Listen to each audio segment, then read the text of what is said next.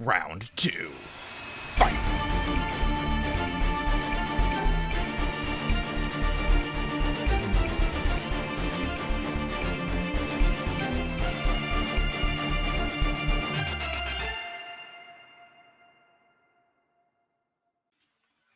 Hello to everyone on Twitch and welcome to Group D of the Fire 2 tournament. This is BowserHugs and here with me completing the European casting team is Ginooo. How are you? Hello guys, I'm very excited to be here and to casting this game today with BowserHugs. Yeah, me.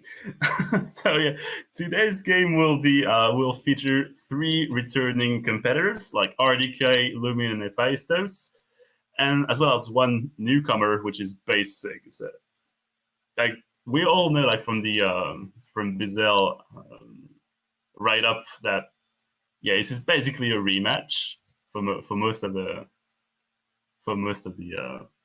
thing. With the surprise addition of the good old newcomer BaseSig. So how do you feel about this rematch? Yeah, I think it's a very these are all very, very good players and it's very equal from the level of these players. So I think we will see some good game today. I mean, we have RDK, the old Terra Mystica veteran. We have Lumin. I mean, he's the master of board games. He's very good in a lot of different board games.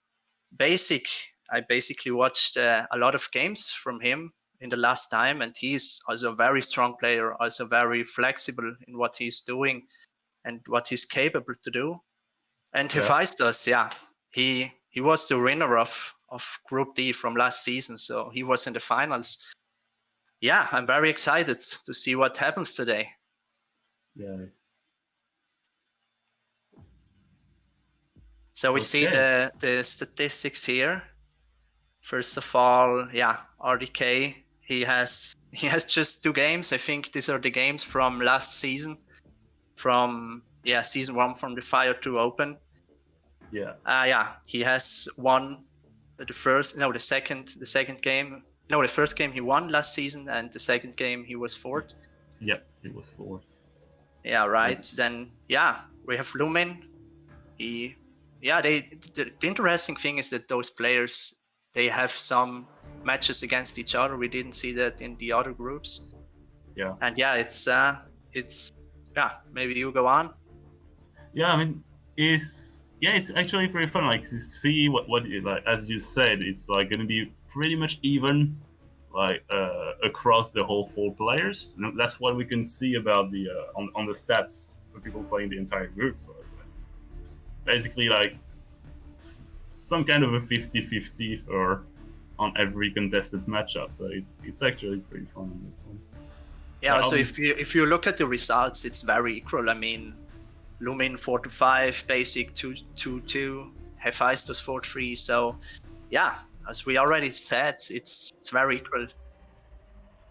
Yeah, let's go on to the factions. Yeah, first of all, I wanted to say that these are the factions with the highest winning rate. That was not so clear to me in the last streams.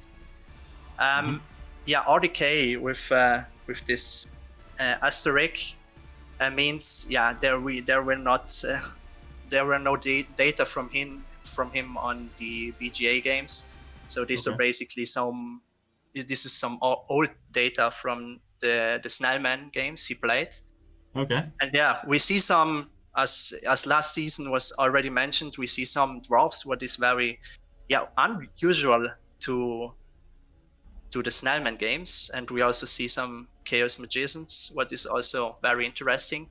Yeah, definitely. Good shift from like the good old Darklings Engineer Scottists kind of thing.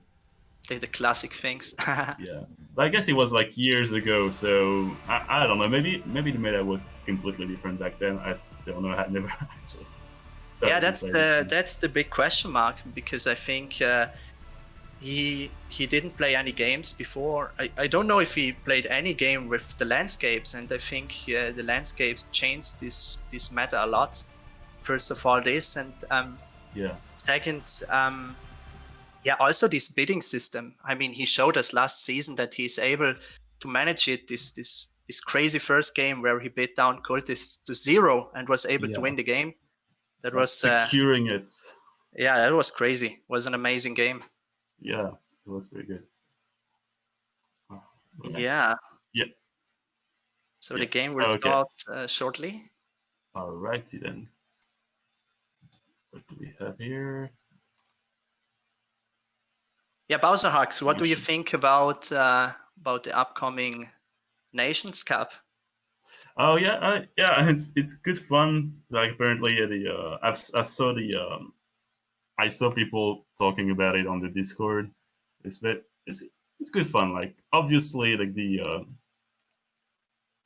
favorites are going to be like Team Canada, a bit of Team USA as well. So yeah, they have like so strong players.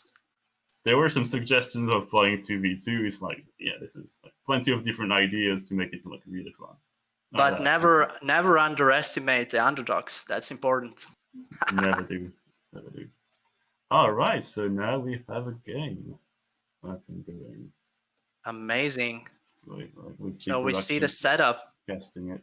Oh, again, what apparently fall into my eyes, it's last round City. We already saw that in one of the last games. Mm-hmm.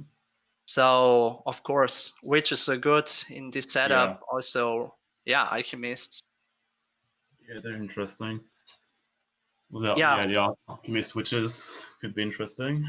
If we look to the bonus tiles, they were missing 2 of the victory point passing tiles, the dwelling passing tile and the what's the other one? And the stronghold sanctuary. Yeah, sanctuary stronghold, right? Passing tiles. So what's the last one? What's missing? No, there's only 4. There's only 4 dwellings. Like dwellings. No, there is one other bonus tile is missing. I mean, it's always 3 missing in a 4-player game. Oh, what is there? I don't quite remember what could be. I see Temp Ship. Temp Ship is absent. Yeah, Temp Ship. Temp Ship is not present. Right. So it will likely hurt red chances of actually going for like shipping and all that. So first player to select is RDK, Retire Donkey. So I'm curious what he will pick. Yeah. Because, like, from what we can see on the track, so it's a classic temple into level 3 building. So obviously we could see some engineers. Yeah, some double temple opening. Yeah, some double temple, especially. One. Yeah, since there is no level 3 bonus tile, so there's less. Well, that's even more of an incentive to pick engineers because you don't really want to build buildings straight up.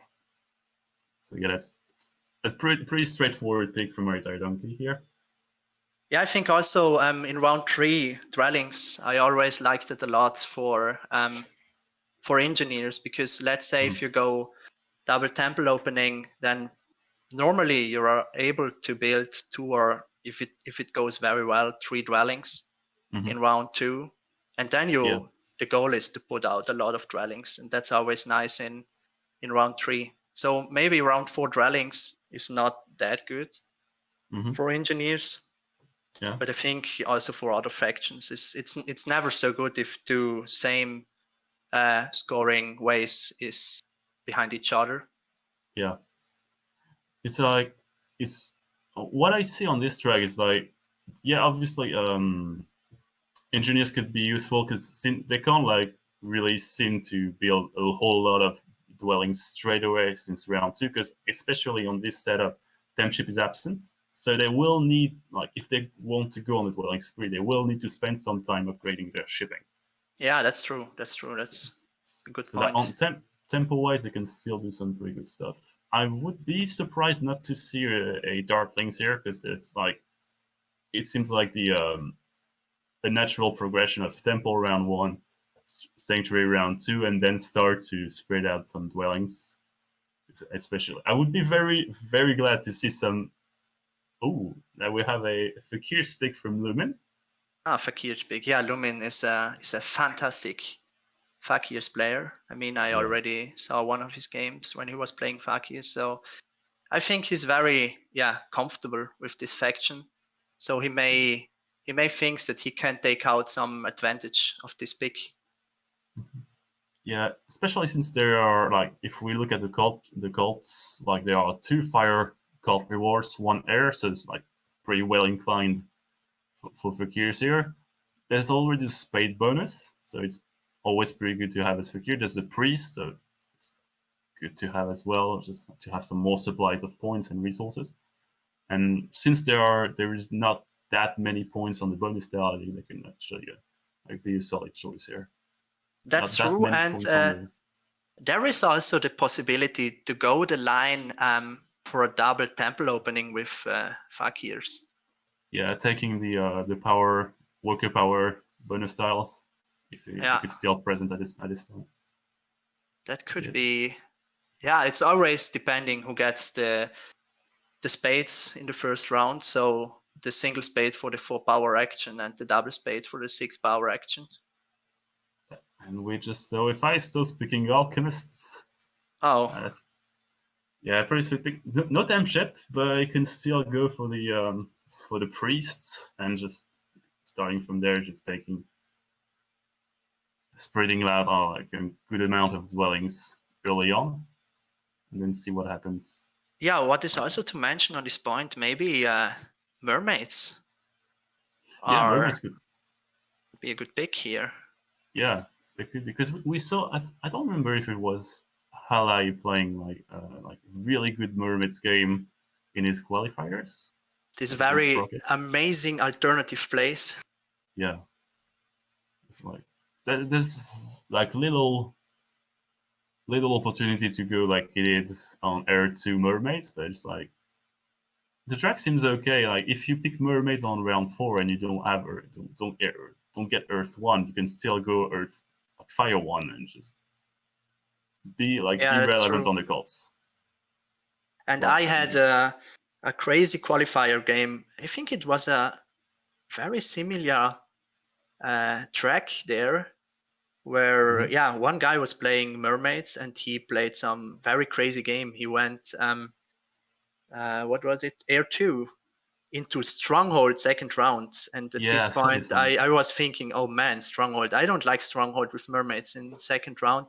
And then he just crashed the game. That was amazing. He had over 170 points and he just crashed us. It was also some alternative play and it was amazing. So there are a lot possibilities, and especially those guys, they know how to play without Earth 1, and that will be interesting. Yeah, we can see some pretty wild play here. Yeah. So yeah, still waiting on BaseSig. Yeah. Oh, and there we have mermaids. Nice. We do have a mermaids game here.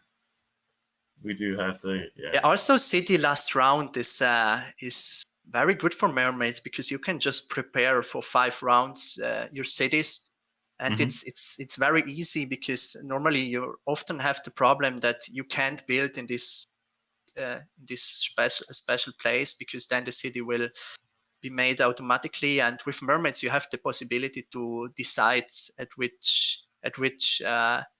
what point you want to build those cities. And so cities last round, I like that with mermaids. Yeah, it's because you can still decline it. Like you're not forced, if I remember properly, to actually build them. Oh, look at this! Look at this retired donkey bits on Fakirs. First pick. I mean, they seem pretty good here. Really I mean, we know that mermaids and Fakirs they have a very good relationship. If you look at the rest of the map, maybe our producer can toggle on the overlay. Okay. Nice. So incoming overlay. But a general setup is that Fakirs go to D3 and then mermaids to E4, because I don't think they go D2 with alchemists in the game, because it's always dangerous that they start at C1. Yeah. So it's so they kind of block mermaids if they start on D2.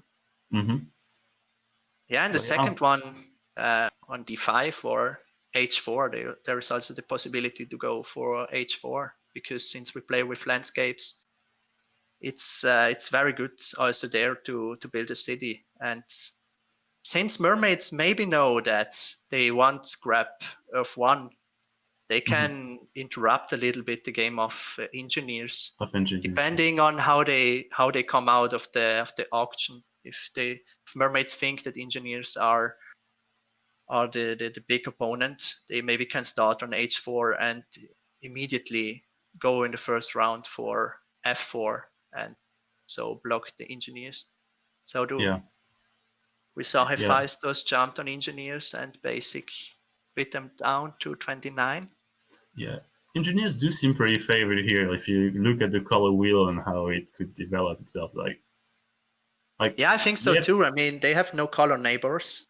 First of all, they can still be threatened a bit by fakirs, a bit by mermaids, but their hex is a bit less than the duress. Like, for example, in the contest between fakirs and alchemists, where they can just want to fight for the central brown hex and maybe B2 as well, where there's a bit of a battle for that, whereas engineers can just go haywire on the center. Look how fakis were beat down. Yeah. I don't know if they are better than engineers. I personally don't think so. I prefer engineers more. The big issue about fakirs is that they are very, you can attack them very easy. Let's say if they have a very good game and we come into round 6, you can just take some hexes from them, and it's not so hard to kill them or take them out of the game. Yeah. Well, they're still, as long as they can stick. I've seen some like moderately or just completely victorious Fakir's game without getting this central brown hex. Like, they still have choices, like with securing like the brown hex on B2. If alchemists are like, given the color matchup, alchemists may not want to start on E5. Well, they could for leech purposes, but in which case they could be pressured to take E6 like fairly quickly, and then fakirs could actually try to jump off B2 and still be having a pretty solid game here. Yeah, so E6 is such a good game for fakirs because they can grab E6 and then they can jump with front priests to E8, and that gives them some good points for expanding later on if they have a range of 2. Yeah, opens up the east pretty nicely here. I also quite like the track for priests here, for the track for fakirs, because they set up their economy early on and then they just jump around like around 3 and 4, just placing a bunch of dwellings in. And, that's true. That's true. Life. Yeah, let's see what happened. First of all, let's see who gets the spades in first round and where those guys will set up. I think fakirs is very easy for me. They will go D3 and F3. Yeah, definitely. That's and also engineers also, they will go E7 and F6. That's the standard place, and I think they are 100%. For me, it's sure that they go there. Yeah, it's for engineers that's fairly standard, like fairly scripted starts. For alchemists, they could go center if they're a bit bold. They could go, given that there's engineers in the game, they can go east as well, just profit from the engineer's placement to get some leech and advantageous temple. I don't know if we'll see an alchemist going full on west and full on east. We're starting on C1 and banking on the proximity of fakirs. I don't like that at all, because alchemist is always nice if you start somewhere in the center to grab all those hexes, C1, B3, A8. So you just need to upgrade shipping very fast, and then you can spread out with dwellings, and that's always nice and also very important for alchemists to get a run on their economy or get running their economy. Yeah, they can. There is one point to mention, because since there are mermaids in the game, mermaids could start D5 and start to prevent alchemists to connect through north. And so I maybe think that alchemists will start G5. G5. Yeah, it sounds like very reasonable. It's like one of the two spots on East, definitely. And they can still go, like, Fakirs could still be tempted to go on G4 as well. To just get more leech out of the So out of basically, the Alchemist I mean, now placement. we have Fakius on 19. BaseSig beat them down to 19. Yeah. I really don't know if Fakius are 11 points better than Mermaids, because, yeah, there are this past shipping tile in the game, which is very, very good for Mermaids. And also this last round cities is amazing for Mermaids.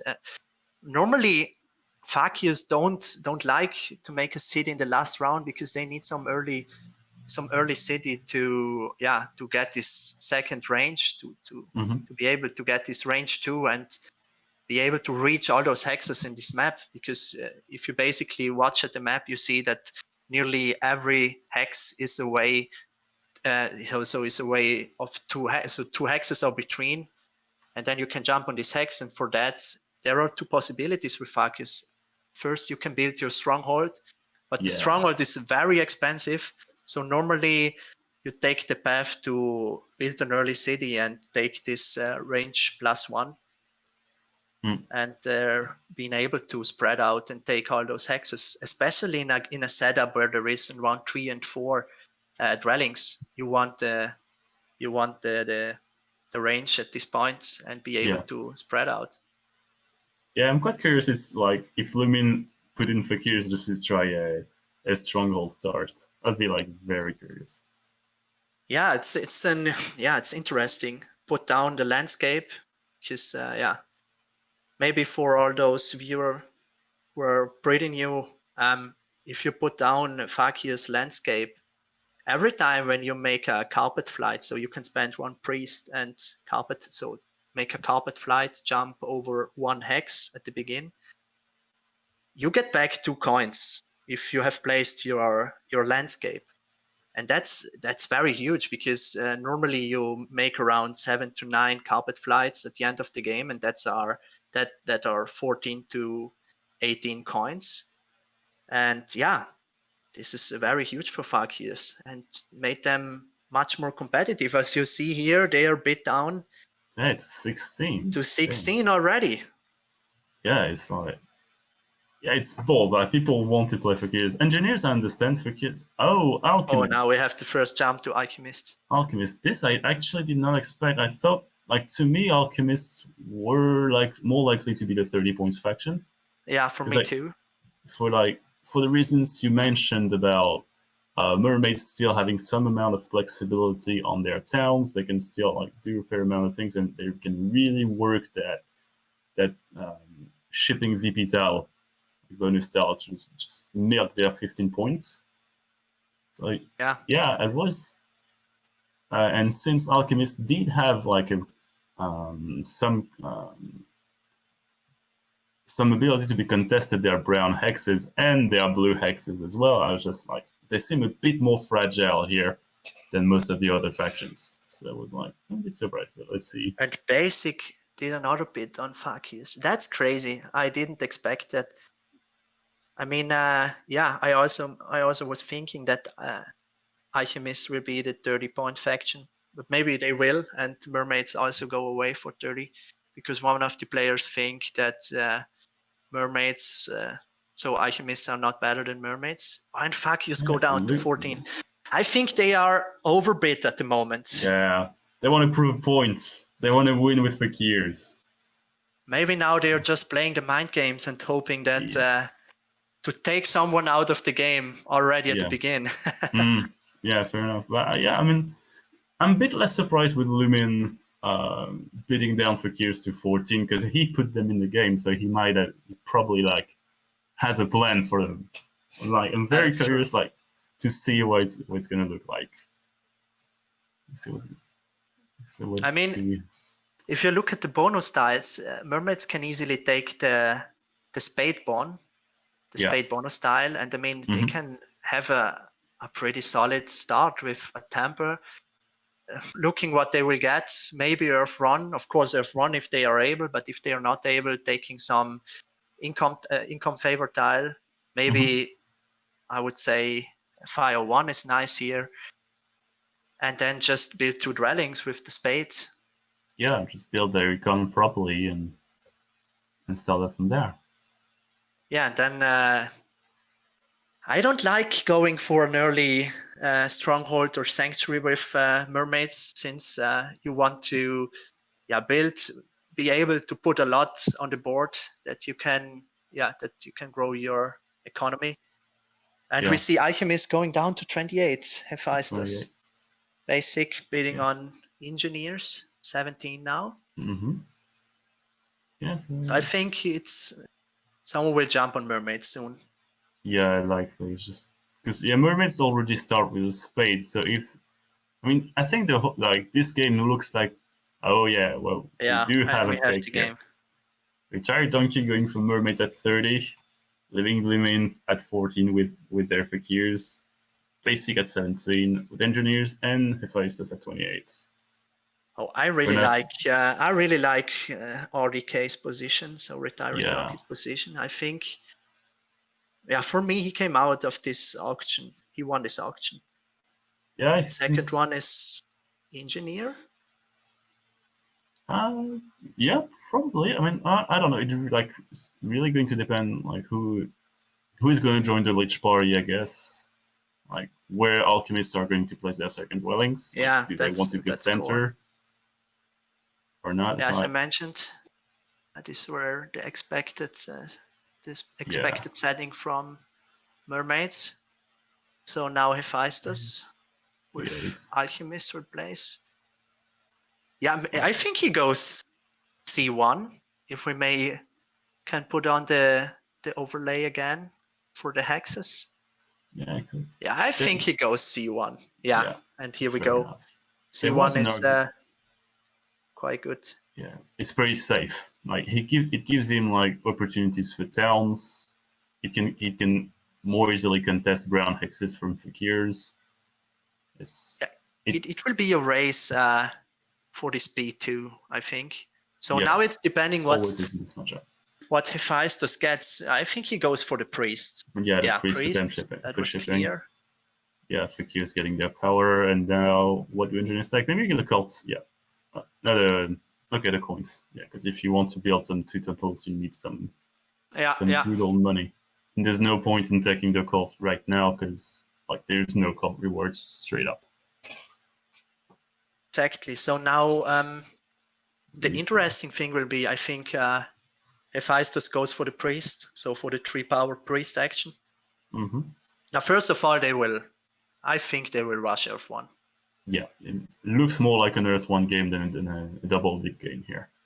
Yeah. So people need their points. Maybe fakirs won't take it, but they went down to 14, so they need to get some points back to some extent, and they still get a fairly good amount of leech. I like Fakir's position because they are in the middle there of this leech party. Yeah. Depending now where RDK will upgrade. And they can still contest the central brown hex, and then they can attack engineers red hex in the center. Potentially the brown hex as well on the west to prevent alchemists taking it in the first place. It's they have a flexible. Yeah, BaseSig is out of the leech party. I was expecting that. Yeah. But so he went for Earth 1. But engineers can still be okay not being on the leech because they have if they build 2 temples, obviously they will. Yeah. They will produce a fair amount of power, so they're pretty solid here. Now the question. Yeah, that's true. But what we have to mention there is if he goes double temple, it's very important that he's able to get some power action in the next round, some spades. The best thing would be double spades to put down some dwellings. Yeah. And I think this could work. He's on position 1. So the question is now, will all those guys make 4 actions? Yeah. Another question is which favor is if BaseSig goes for double temple opener, which second favor does it take? as you mentioned, they need a fair amount of power. So is there a possibility that they could take Air 2? Or is it too dangerous? Since they already got out of the Leech parties, and they may need power pretty badly. I don't know. I think you thought about basic, right? Yeah, basic. Yeah, I think Earth 2 is the... Still... Yeah, I mean, he needs some worker. If he goes double temple and is not able to put down a dwelling in the first round, he goes into... Yeah, I like that move from Lumin. Yeah. He already placed his landscape now, but the thing now is RDK will get Earth 1. What puts mermaids in a very, very good position in my eyes. It does. It really, really does. But the question is like the... Yeah, go on. Sorry. Please go on. Please do go on. Go. Yeah, it's like the more I played with Fakirs, the more I learned that I tend to think that actually like, double dig is way more valuable than Earth 1. It's like you just need some economy, like so badly.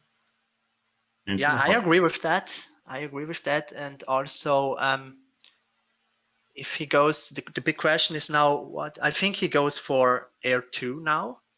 Mm-hmm. Because with Fakirs, it's very important that you get some spades, and getting them from the power action is the best thing. Yeah, it's like just getting spades, it gives them like a whole lot of flexibility.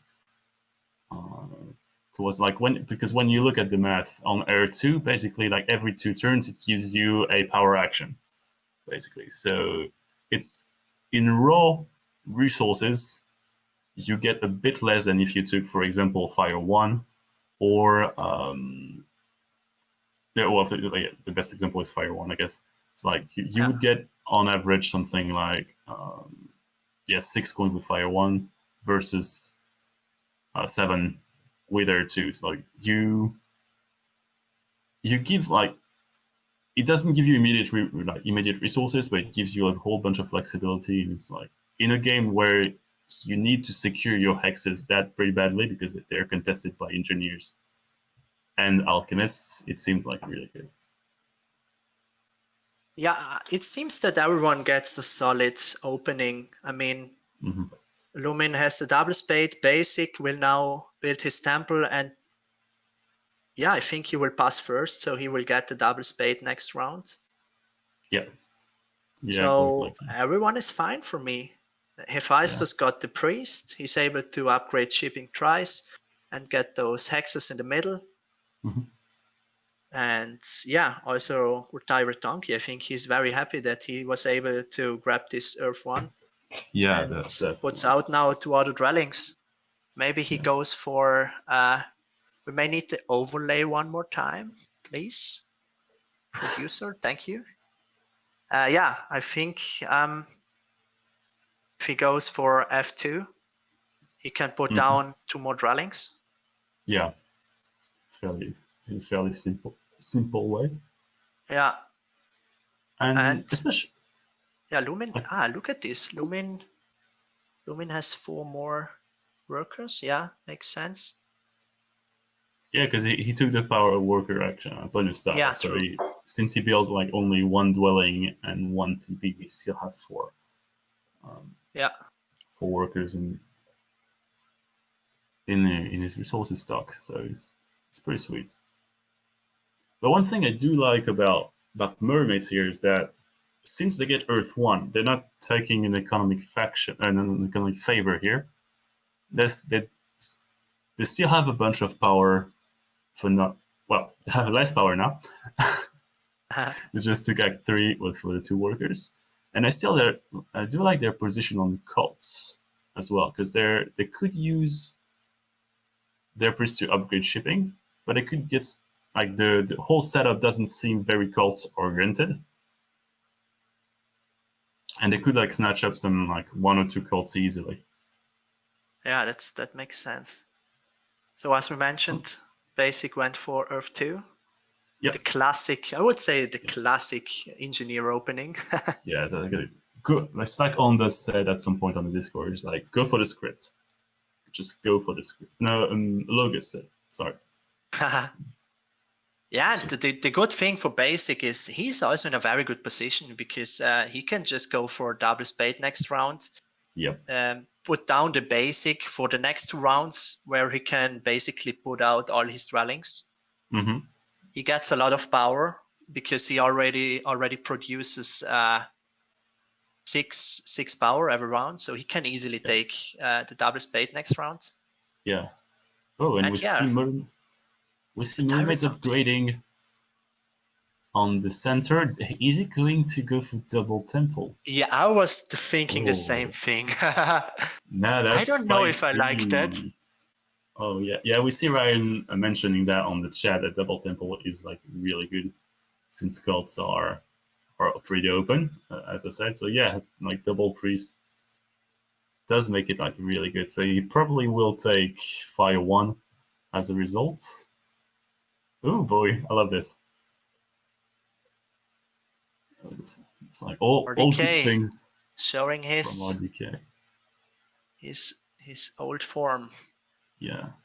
So engineers, yeah, going for the cult. Probably going to, if I had to guess, they probably could put a priest to fire, since they took the cult bonus style, and no one's going to contest them the double dig, so they can just go haywire. They can just wait on that and secure some cults. But yeah, and that's that's like fairly interesting start early on, especially from mermaids. If they yeah, go for this temple now, yeah, they can wait until round 5 to build their. I mean, look at this beauty. Then there will be 6 temples on the board already in the first round. Oh yeah, love it.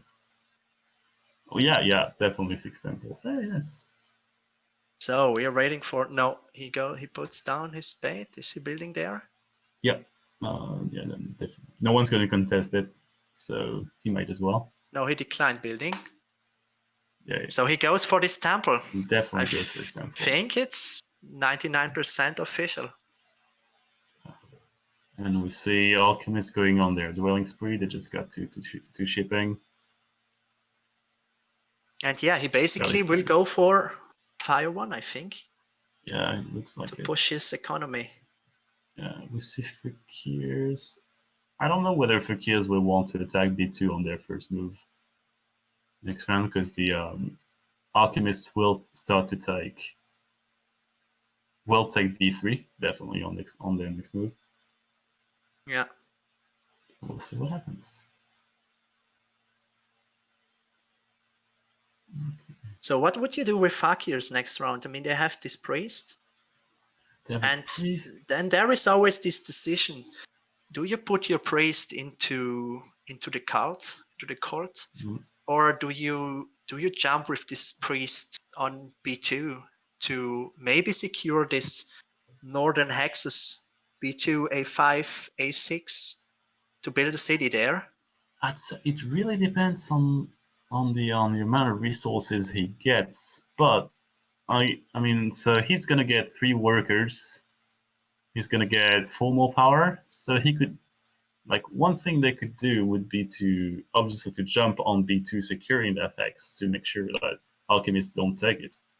But there could be like maybe a possibility to start with a stronghold, like taking action through the 2 workers action. He does have, I think he does have about he needs a lot of resources for that. I mean, the stronghold costs 10 coins and 4 workers. He basically needs 6 workers and he's lacking.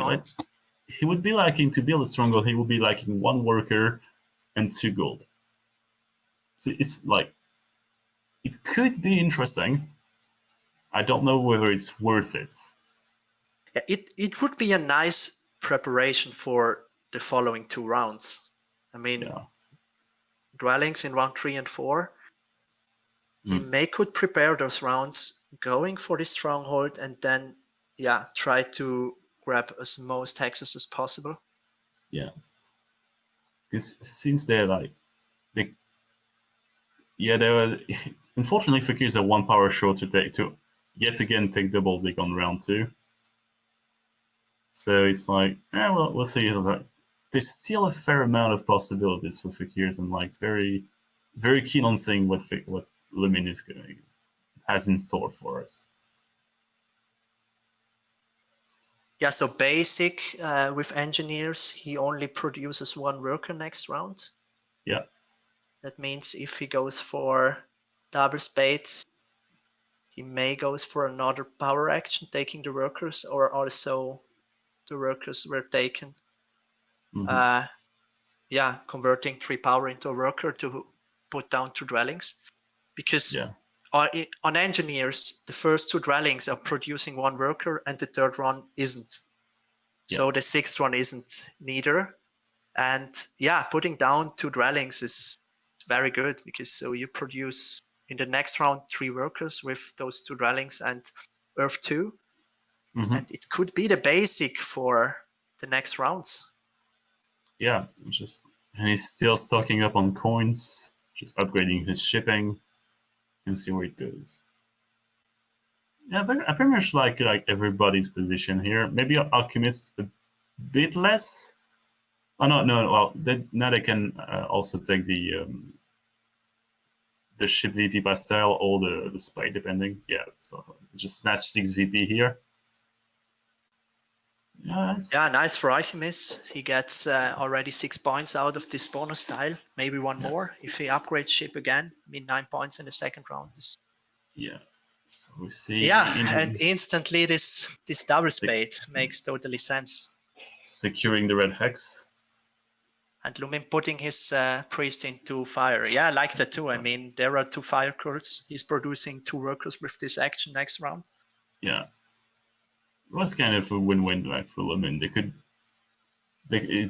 was either they could actually get a 3 fire spot or get a good power action. It's like, wasn't it quite interesting on this? So what's going on this round? Who will take the single spade? Yeah. I mean, also Hefaistos has possibility. Hefaistos does have a possibility as well. It's I'm not quite sure he wants the double spade right now, because he would. Maybe he could actually.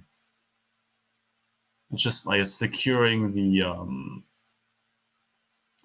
brown hex on B2, but it would mean that he would go under 6 power, so he would decline the double dig action for the rest of the game. So Soras is mentioning in the chat that he don't like it at all that alchemists were taking this shipping bond. Yeah, early expansion seems to be more important than just straight away 6 VP, depending on what Hefaistos can do. Like, obviously they can just be flexible on their starting spot, but yeah. Getting a spade seems just straight up good here. So Hefaistos took the workers? Yeah, he took the workers action. Yeah, I think he will go for the stronghold. He could Makes very well absolutely sense. It makes sense, but now he's down to 5 power tokens. So same again, he can't go for double dig. Yeah, that's true, but I mean, you will upgrade dig if you go down under 6, so I think it's not that big of a deal. Mm-hmm. We'll see. And yeah, so to answer your question, mermaids took the single spade here and tried to block off, like, possibly block off some amount of connection to alchemists up north, which was somewhat to be expected. Give mermaid good passageways to expand freely. Yeah, it's always hard to fight mermaids if he goes early on these hexes there in the north to cut off alchemists. It's always hard, but yeah, alchemist still has the possibility to go through the south. Yeah. The one thing that we can see for now is that the plan of mermaids to produce priests doesn't immediately pay off. Yeah, no, he doesn't. He didn't get like any 3 spots, but he's still fighting for fire. He will. I'd say he could send a second priest to fire to actually like properly secure a good reward for this turn and just get some juicy 2 power. Quite intrigued. Like this, mermaids do have like a whole lot of possibilities. Yeah, that's true. So And so Hefaistos choose this line to go for Stronghold this round. I mean, the other way, or the other line he could have made where, yeah, taking the spade bonus tile, upgrading ship 1 time this round, and securing, what's that, B5 in the B5, north. yeah. That would As have been the other way. But he went for this path to, yeah, now we see it on the overlay. If he takes F5 with his spades, upgrade ship 1 more time because he was producing 1 priest with his temple, and then just go through this line in the north to secure B5, and that could have been his connection. Mm-hmm. Yeah, that was give them like a whole lot of flexibility to go around. Yeah, and that's the decision. I mean, you have to make. The first thing, you go for a stronghold, or you just go and secure your hexes. Maybe he thinks he will still be able to connect through south, so yeah, it is he a may well be possibility. fine. Because south doesn't seem it seems unlikely that south will be contested. So as soon as they dig the brown on the west, they can just take 2 ship, and they already have 2 shipping, so they can just go and take this the south and black and just start to build from there, get some easy connection. But they still have like a potential town spot up north next to mermaids if they can still negotiate it, depending on on how fast they get there. So we see the stronghold. Yeah, we do. It's like we see also Lumin saying on the chat on the in-game chat that he was not going to pretend to build this stronghold this round. So that's very funny. Yeah, we have some insights.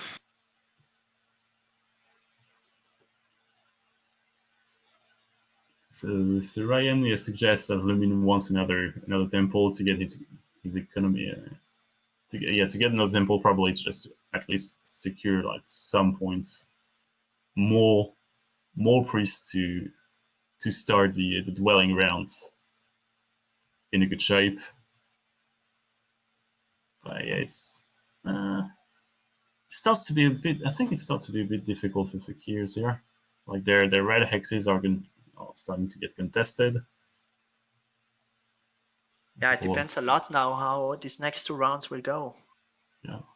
Because I think he will not be able to build fast enough this city to increase his range.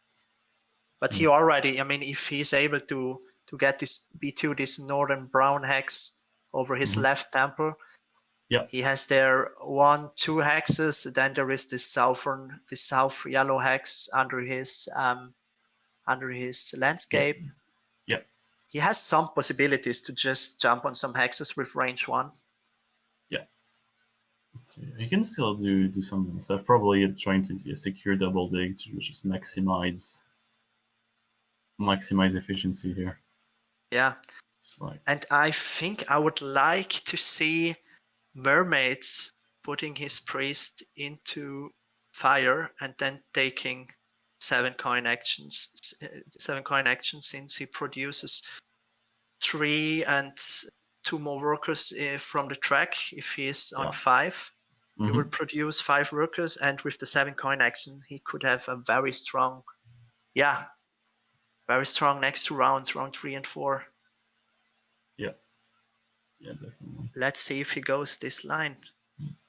So we saw engineers pass for the spade, so I guess they're going to go like on a complete dwelling spree. They can secure actions double dig as well, probably for the 2 green on the center, so they just properly claim their space there and just probably go completely haywire on the rest. I like this pass from engineers. A bit difficult for them Yeah, to do that. I'm not that sure because I mean he's just producing 2 workers next round, so he still has the problem. If he goes for the double spades first move, he still needs some workers, and Some then workers. it's always the question if he's also able to grab the 2 worker action. I don't know. Yeah. Alchemists always are hot for this Yeah. 2 worker action. Yeah. Well, since it's going to be like people will, at least our engineers can expect alchemists to maybe start taking the brown on the west. So I think it's one you see like f5. So they could get some lead to go action 6, and even if they don't get the 2 worker action, they can just convert it and just get their 2 workers and build 4 dwellings this turn. Seems pretty good. Very good. That's true. I mean, he has a lot of spades. If you look, if he really goes for the double spade, and then there is another spade with the bonus tile, he can put down a lot of dwellings if he's able to. I don't know if I agree 100% with his line, because there was also the possibility to convert 3 power to a worker and put down another dwelling that could increase his economy. It could very well indeed. What would be the math would say that he wanted to secure it like pretty bad. The question is, it's a trade-off. It would be a good economy, that's for sure. Because like even if he converted 3 power to a worker, he would still go back to the same amount of power he has right now. So 5 on bell. What is it? On bell 3? Yeah, 5 on bell 3. 5 usable amount of power and 7 behind, so they could still get the ball big as well. But I do understand they want to play it super safe. Yeah, it's an important game. It's not just a casual arena game. Yeah. Plus, if they get 4 dwellings down, they end up producing straight up 4 dwellings, 4 workers for round 4. So math is okay.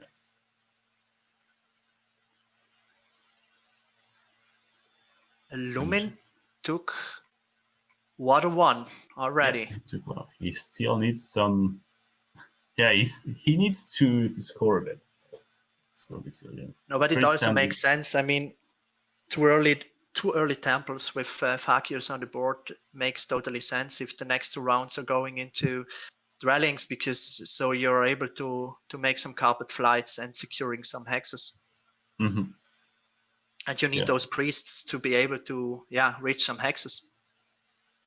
Yeah. Yeah, so we see on the chat that people saying that engineers life seems pretty good at the moment. Like engineers position is pretty solid because they will get like all the spades they need, and fakirs will probably have some trouble getting some actual spades, like unless they pass early, but like no one passes before them to secure the single spade action. Fakir seems to be in a somewhat tough position outside.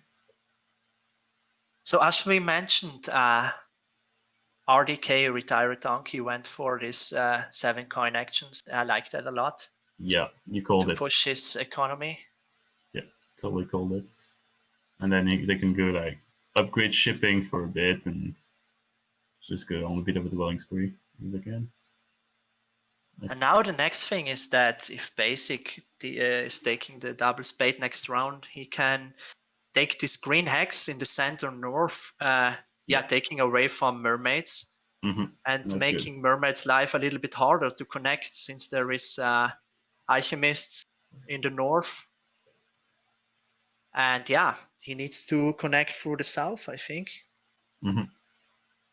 Okay, there is still this possibility. I don't like it at all, but if he needs to connect, he can put down his landscape next to his temple on the hex, on the upper hex, and then he can connect with ship 5, but there is still a possibility to go through the south if alchemists are not taking everything, but we will see what happens.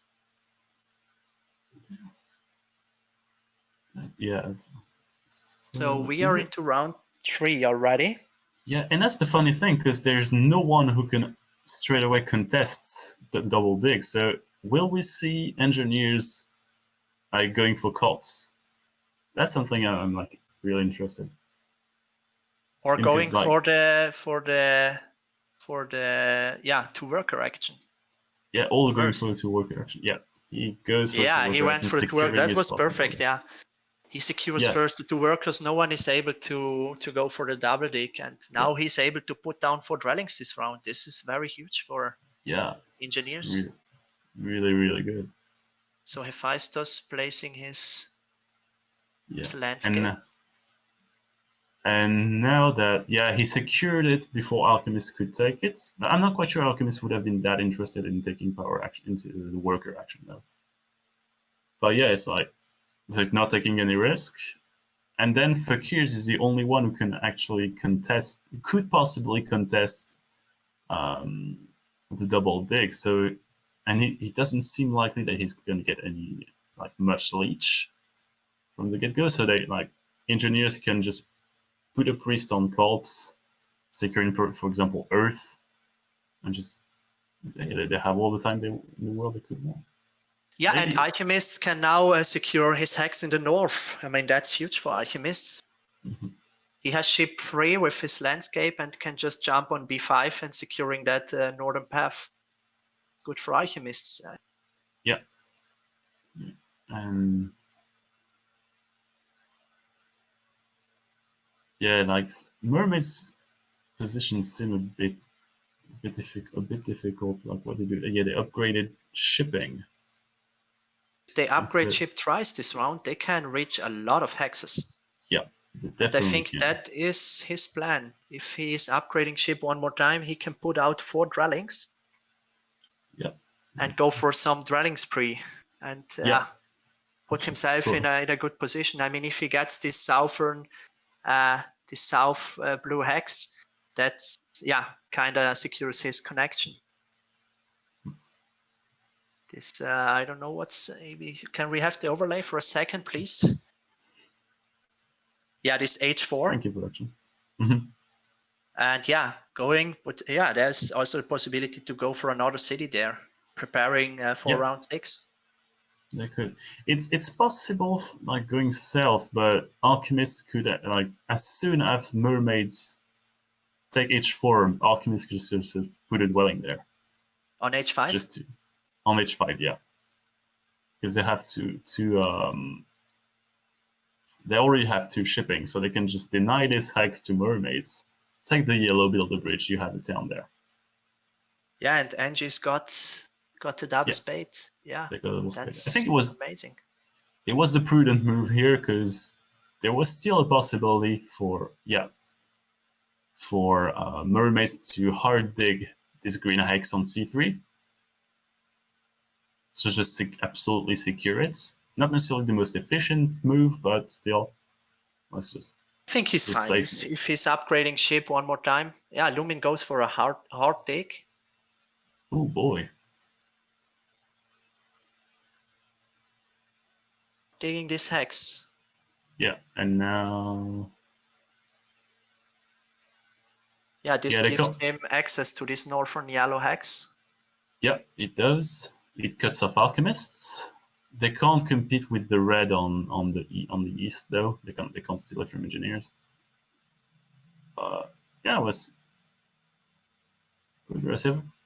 Yeah, Lumin has the possibility now to take this.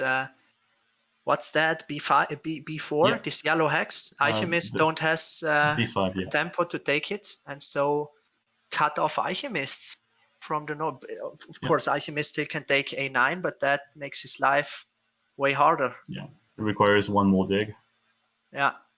Yeah, then Fakirs can just keep on like taking alchemists, contesting alchemist hex like the red on A9, the brown on A7. Just like can play a bit of a game of cat and mouse, basically. Yeah, there you go. That's what you see from Lumin. Bit of a jump. Getting some dwellings down. So Donkey has his 3 shipping and goes for some dwellings. He starts his dwelling spree. Yeah. Maybe I got baiting in the north first, and then when Alchemist has no more reason, Alchemist already has no resources yet. So yeah, I think Retired Donkey will take these 2 southern hexes and secure them from Alchemists. BaseSig continuing his dwelling, securing his hexes. But yeah, I see on the chat that Alchemist's position still is okay here. Like, is I don't know. Let's see who said it. It's like, even though their connection's in trouble, they still have like quite a lot of flexibility in their down spots. They can just go 1 for 1 in the north. They can just go 1 on the west, 1 on the east. They still have that.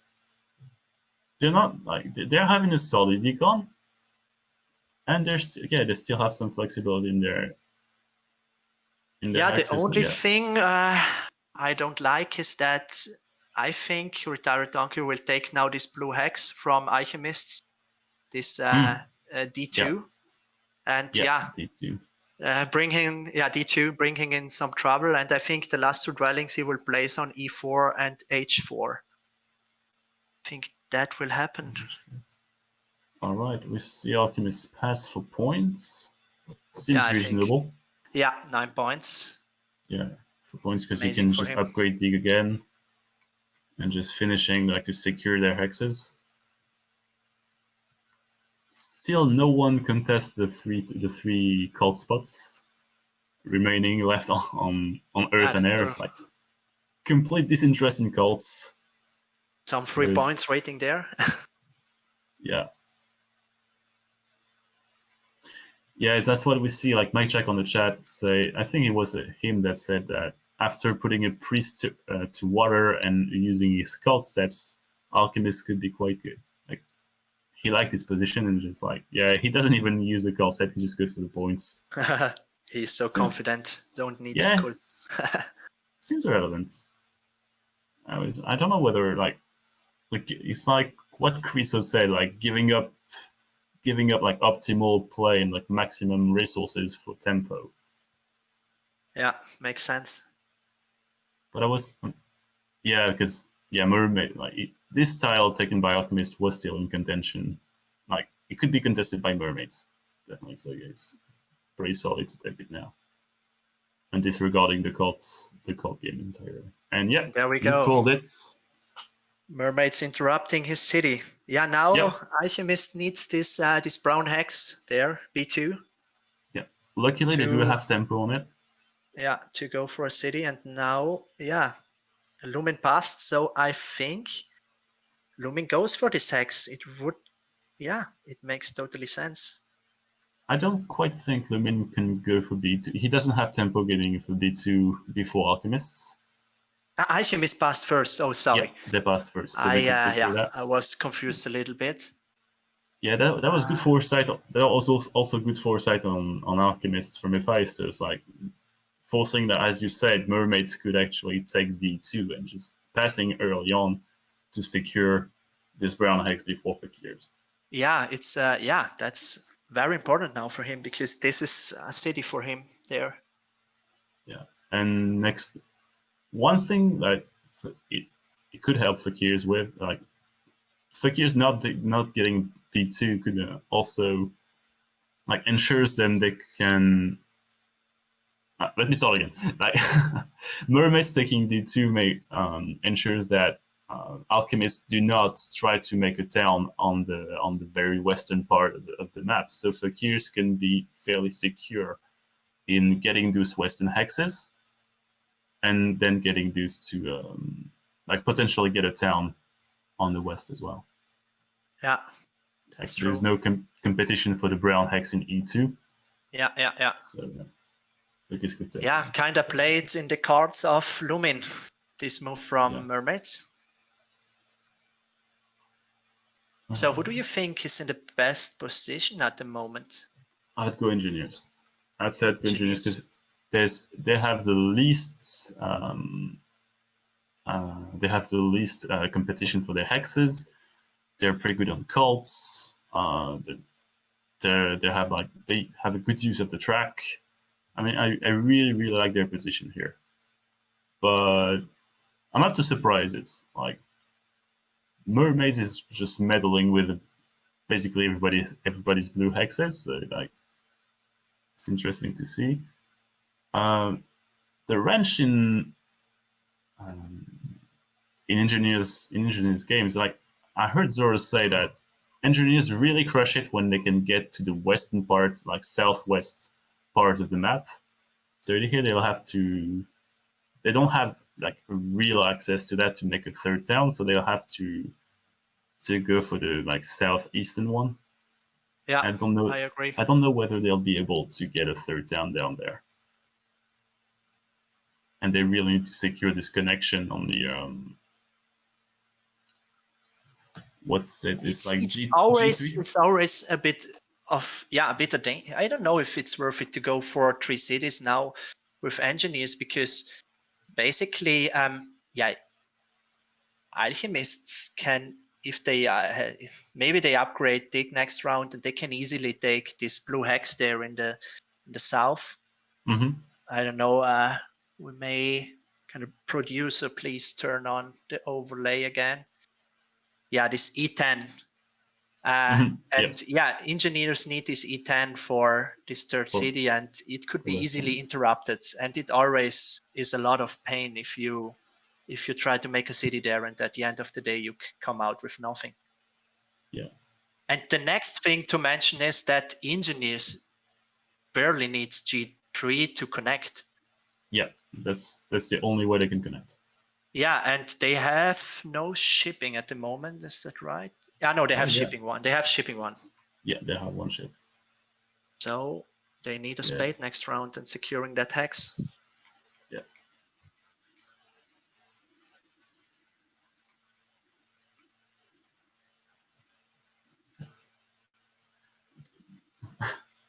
But yeah, like that's the main action that engineer has to go for. Like, luckily, the only one who can contest this hex is mermaids, and engineers have tempo on them, so I think their connection is pretty secure. And they can still, like, if they upgrade their because they took coin, engineers took coins, so they can just still take that hex on G3, upgrade shipping, and then just go for like 3 more dwellings, and they have like all the dwellings out. It's just gonna do a whole lot of stuff. So like his position as well. Yeah, it's a bit contested, but not as contested as the other players. So I think it's pretty favorite. And I like their position on cults. Like no one's they're likely going to get network as well, because like no one contests their gray hexes. So yeah, I like engineers. So what bonus style will RDK grab now? I think he goes for the spade. Spade is pretty good, yeah. But there was some reason to think about it, because he's now thinking for over a minute. Yeah, but he goes for the spade. Yeah, it's like more coins. Yeah, and the thing is, he makes pressure on BaseSig. Yeah, there we go. We see Alchemist taking tempo on this. Yeah, and BaseSig has not enough. BaseSig is he's third now in the order, and he needs 1 more power to get this hex. Yeah. Yeah, but now he only needs to double dig, like if he really wants to secure it. Yeah, he needs to hard dig this hex. Oh, that hurts. Let's say it's a necessary evil, because they can still build, like, even if they hard dig, they can hard dig for their landscape, and they can still build a couple dwellings there. They have like 2 remaining workers to build some remaining dwellings, and they can use their power for other things, like taking the worker power action, which is just no, they don't. Oh, I don't know if I like that. I mean, if Blue now takes this green hex, his connection is gone. Yep. Yeah, and there wasn't that, like, I guess he wanted to take that to deny mermaids their pretension to the gold.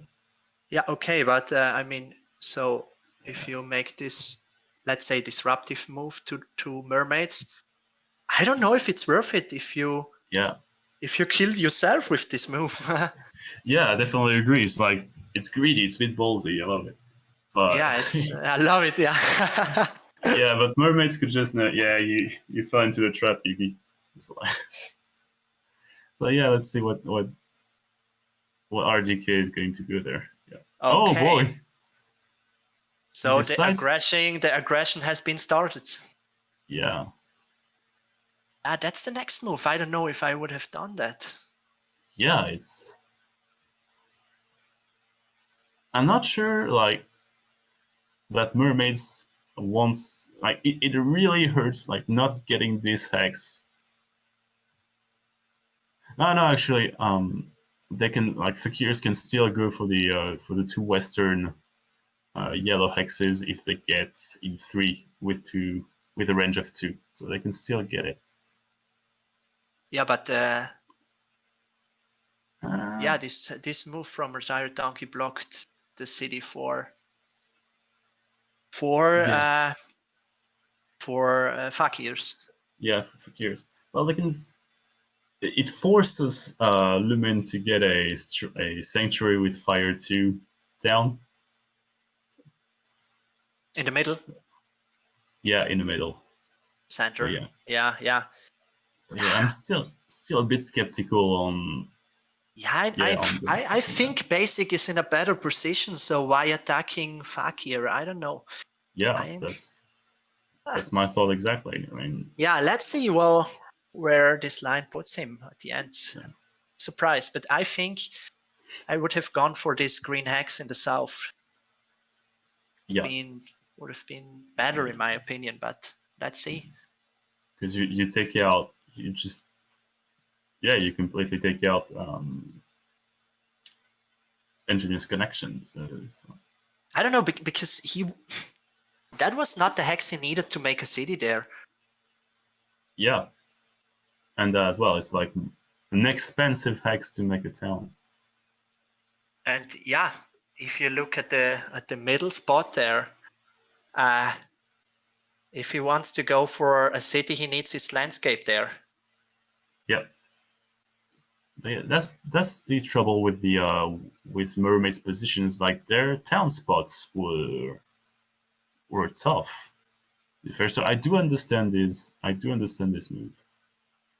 But yeah, it's difficult. I mean, if he can just take the blue one in the southeast, southwest, sorry, and then take the black one. Maybe go for a bridge if he needs his landscape in the center. And yeah, I mean, this was a double dig. Yeah, and if he wants to double dig, he can still do it on the brown in the south, like just next to the blue that's currently occupied. Right. And then take a bridge. And it saves him. Like, if he takes a bridge, it saves him. It connects to the dwelling south he already has, and it saves him the necessity of building too much expensive trading posts and using his landscape. So Alchemist has upgraded his digging. Yeah. And yeah, I think he will secure his connection and go for this red hex in the north, because if you wait too long, there is always the danger that Fakir is going to take it. And yeah, so it will be very, very hard for Alchemist to connect, because he basically needs this green hex, which is also contested from mermaids and also from engineers. I think he has to go and take this red hex there in the A row to connect his buildings. It seems pretty good here.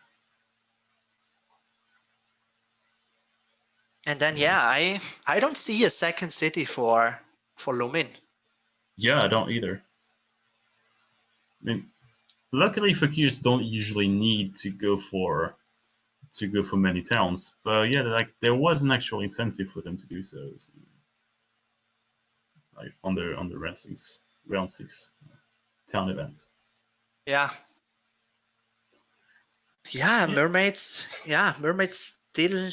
I don't know. At the moment, I don't see the third city for mermaids.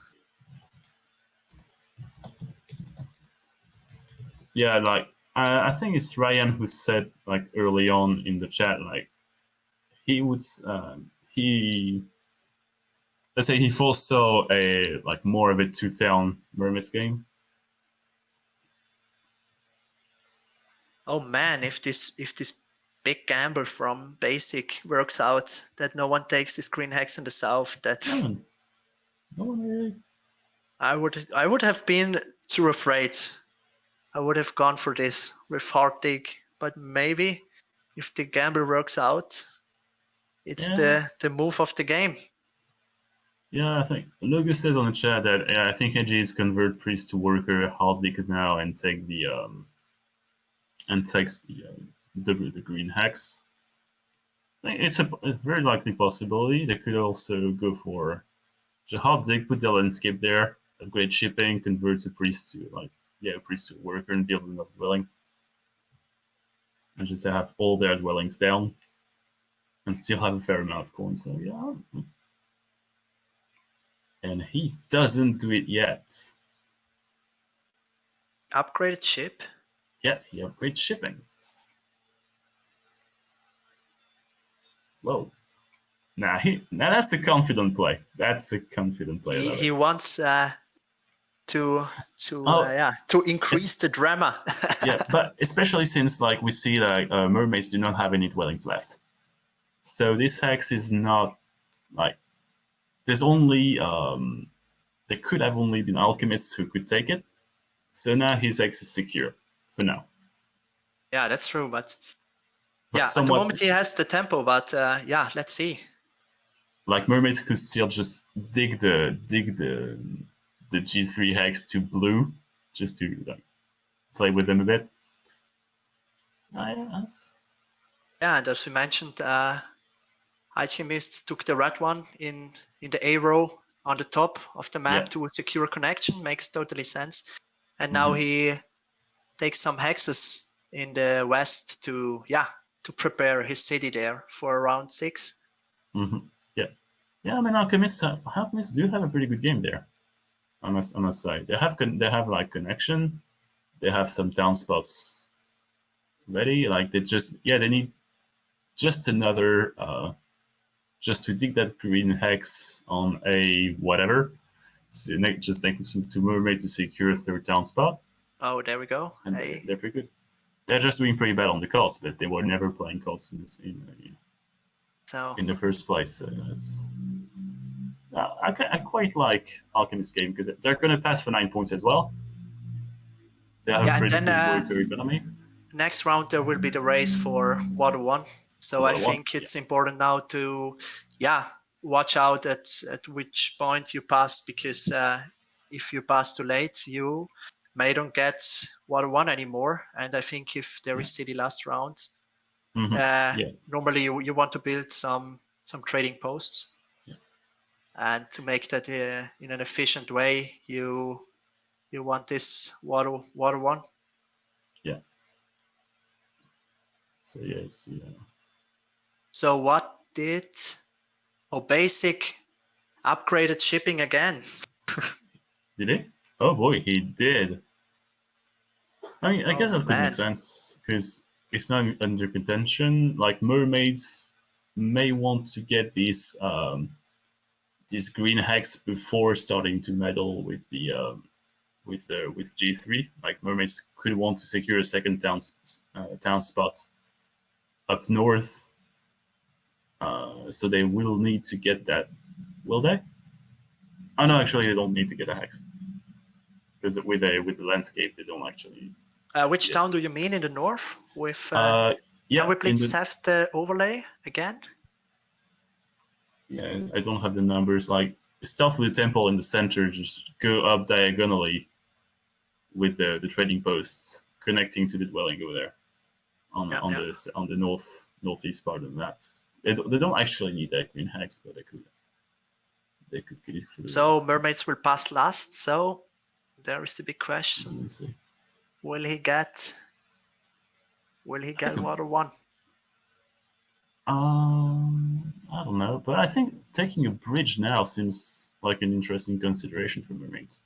Just securing their their town spot on the west side on the east side of the map.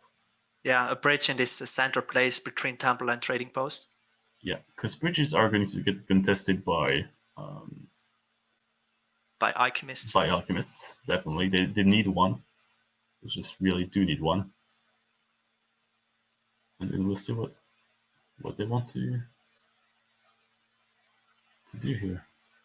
Okay. So Hefaistos, he needs another bridge in this northern spot, and he needs the green hex in this other northern spot on the right to go for his 3 cities, because he basically needs the sanctuary on C1. This most west blue hex where he has built his temple. And he needs this green hex in the north to reach 4 structures to put there down another city. But that's the thing. For alchemists, I think getting this green hex is more important than taking water 1, since there's already the trading post bastille. Like they can like it's less efficient, but they can secure it this way, like secure points this way, and just take take fire 2 on their stronghold or on their sanctuary or something like that. You were talking about mermaids, right? Alchemists. You mean then in the last round? Or what did you say? You said going for the trading post bastille? Yeah, they could go for like. For this round, another line you mentioned. Yeah, for the next round, like they could afford to lose the race to water 1, since there is the trading post bastille. Yeah, and it's just securing this 3rd town spot. Yeah, and I think Retired Donkey will go now for this trading post bastille. Oh no, he's going for the coins. I didn't count it out his economy. Yeah, and he goes instantly for the sanctuary. Okay. Interesting. I see that like RDK did not even like bother to take a bridge. That's interesting. So I don't know whether he wants to whether he wants to turn up on the east. Probably not. So Lumin took the coins. Yeah, makes sense. Yeah. This is a coins game. You need coins. So now the big question: what is doing BaseSig? Is he finally taking this hex, or is he going to? Yeah. Yeah. Or he still has one dwelling down, like one dwelling to place, and he can place his landscape. Man, he's maximizing this drama about this hex. Yeah, it's like he's so confident. He doesn't care in the slightest. He goes for water 1. Goes for water 1. Keep on drama. Okay. Oh yeah. Oh yeah. Get it, buddy. And in the meantime, we saw mermaids just like easily taking those 3 card spots, like securing those points. Yeah. Yeah, I like it. I can also kind of like mermaids' position here. So they can fight for 2 towns. They have like a pretty good card situation. Yeah, and if they are able to grab the ship passing bond in the last round, and I mean, if you look at the position, BaseSig is 3rd and Retired Donkey is 4th. So if he's able to wait until BaseSig is passing, he gets the pass shipping tile, and I think then he is in a very, very good position. Yeah. To me, it seems a bit tight between like. To me, it seems quite clear Lumin may be last on this game, and it seems a bit like tied between RDK, Hefaistos, and BaseSig. I don't. He goes for the strongholds.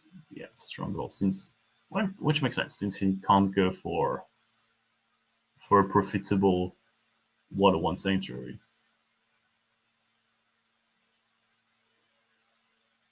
Oh, maybe he doesn't need the bridge after all. He just takes like a sanctuary He could take a Sanctuary. Sanctuary, Stronghold, Sanctuary and Center Landscape. and Landscape. Yeah.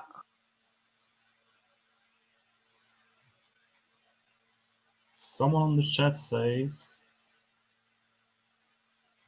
Ryan on the chat says that Lumin may not need Fire 2 because he can indeed put a Stronghold in Sanctuary up center. Yeah, that's true. Yeah, he goes 4.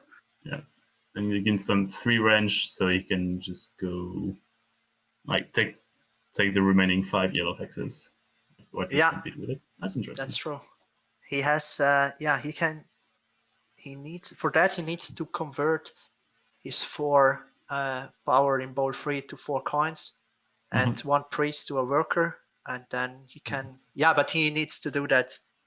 Yeah, you do it this round for 4 points. No, it's no difference if you do it this round or next round. Yeah, it's just difference of income, like what can do right now versus after.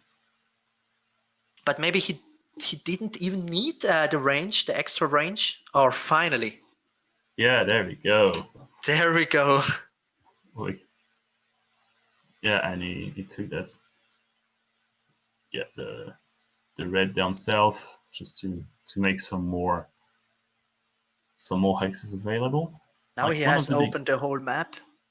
Yep. So now he just needs some more coins and he'll be good to go. Yeah, he perfectly prepared for the last round. He just needs 1 trading post in the middle structures and one trading post. Trading posts, and he needs 2 more power token points for the eastern city.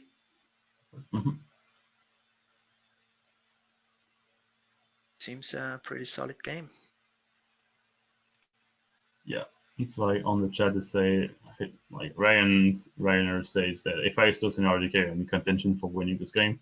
Because like, yeah, I think that too. Yeah, Hefaistos is still like a good chunk of points ahead. Like he's still like about 30 points ahead of BaseSig. And he has three towns coming up, all the scoring factions. But still RDK, he just has like only, if you can say that, only 2 towns coming up, but he has a really good call situations. And if he can snatch up this shipping VP blast tile, he's just golden. Yeah, that's true. Hefaistos, Donkey is in a very good position. Yeah, and this double temple opening with Fire 1 giving him 3 coins every round worked out very well. Yeah, he did. He did it like. He played a really surprising game. Let's see how it turns out. Alchemists passing early to just secure a bridge, secure points, just being on their merry way to score 3 towns. Easy. Yeah, I think first move next round for Alchemists is to secure the bridge. Bridge 100%. Yeah. And then we will put down some trading posts, each worth 3 points. Yeah, Alchemist seems in a very good position. Yeah. But he may needs. Do he needs Fire 2? I don't think he does. No.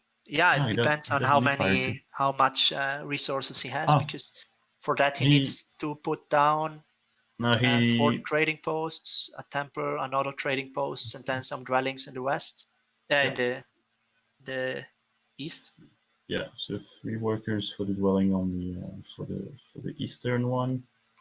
Okay, Retired Donkey taking the bridge, so he may goes for landscape, next to his on the right of his stronghold, and then making a city there. Yeah, and that seems pretty solid. I think BaseSig is likely going to stall a bit with a few trading posts, trying to outlast Retired Donkey moves, just not giving him the satisfaction of getting the shipping VP tile. I'll say it goes because RDK still has a fair amount of actions left. Like you can send a priest to whatever, like use a priest for one action, like upgrade, like up one cult, and you can still like build a few trading posts. Like it's nobody's business. He has still about 4 actions. Yeah, I think So he not- will send his priest to air because he gets out another Yep. worker of this. Yeah, so it's good conversion. Yeah, I think like RDK is likely to get this tile, this 12 to 15 VB tile, and then it looks very good for RDK here. Very solid game. Yeah, true. But Hefaistos is also in a very good position. I mean, he got this trading post tile. He's able to make 3 cities last round. This will be the only thing is that Hefaistos is not presented that good in the cards. Yeah. So, and then the question is, will alchemists or engineers win the network? Yeah. Because I think it's a race between those two guys. Well, yeah, there's still at least like alchemists still need to build 2 more dwellings down at the very least, and then they can just go out. I'd give network to engineers, notably because they have still so many gray hexes left they can effortlessly take. Yeah. But we'll see how many resources they have. Like they have left because they'll need like to build some more. Like for now, they still need to get some more dwellings, trading posts down to just get some at least get some coins before going into the final round. So in that way, I'll give to engineers. Yeah, if engineers, it seems to me that engineers will come in third, or will end on third place at the end. Mm-hmm. And if that happens, we see it again that engineers were underbid a bit at the beginning. Yeah. And that's that I think it's a classic problem at the moment, since there were introduced the landscapes. Mm-hmm. Engineers, they are not anymore so good than without landscapes. That's my personal opinion, experience from the last games I saw and I played. Yeah, and we can see that even though they had a pretty good start at securing their center hexes and all that. Yeah, and they get their double temple openers. I mean, they're having quite a good game, but it doesn't seem to be that enough. Yeah, true. And as I already mentioned in the beginning, Fakirs were just underbid. I think they just lost the auction. Yeah. And they are now down on, it's close, 15 seconds left. So I think he has to make some tough decisions. Yeah. So he passed for the spades. For the spade, yeah. Maybe, I don't know, maybe Fakirs can actually get network. Can get a good bunch of network down, to be fair. Because they have Water 1, they have Air 1 as well, so it seems to be in their best interest to just put down all like a couple TPs next round and about 4 dwellings, like 4 to 5 dwellings if they have the resources, and hence like being in a good position for network. Then we are at the point what I mentioned at the beginning. If Alchemist has some workers left, he just can, I don't know, dig this yellow hex, or just take this yellow hex in the east and block him, or prevent him to being better than him on network. I didn't count it out if he's able to do that without risking to lose one city. Yeah, but that's always this fragility of Fakirs. If they are in a good position at the last round, or if in this special situation, if they can has more dwellings or more network down at the end than alchemists, they can just take some hexes from them. I mean, if they take this eastern hex, no, they still has the possibility with the spade going for this brown one on the east. and then going down to the other yellow. Yeah, I mean, with the spade, they're kind of flexible. Mhm. And we see engineers pass, letting mermaids have their 12 plus VP. Yeah, I think that's the big difference now, that alchemists and mermaids are sitting on the pass bonds last round, and engineers and fakirs not. So I think it will be a race between alchemists and mermaids. Yeah, that looks like it. Which that give more to RDK given his cult situations over alchemists. Yeah, makes sense. Depends now last round how much he will be attacked in every cult. Yes, yeah, the game is still up to grabs. That's interesting.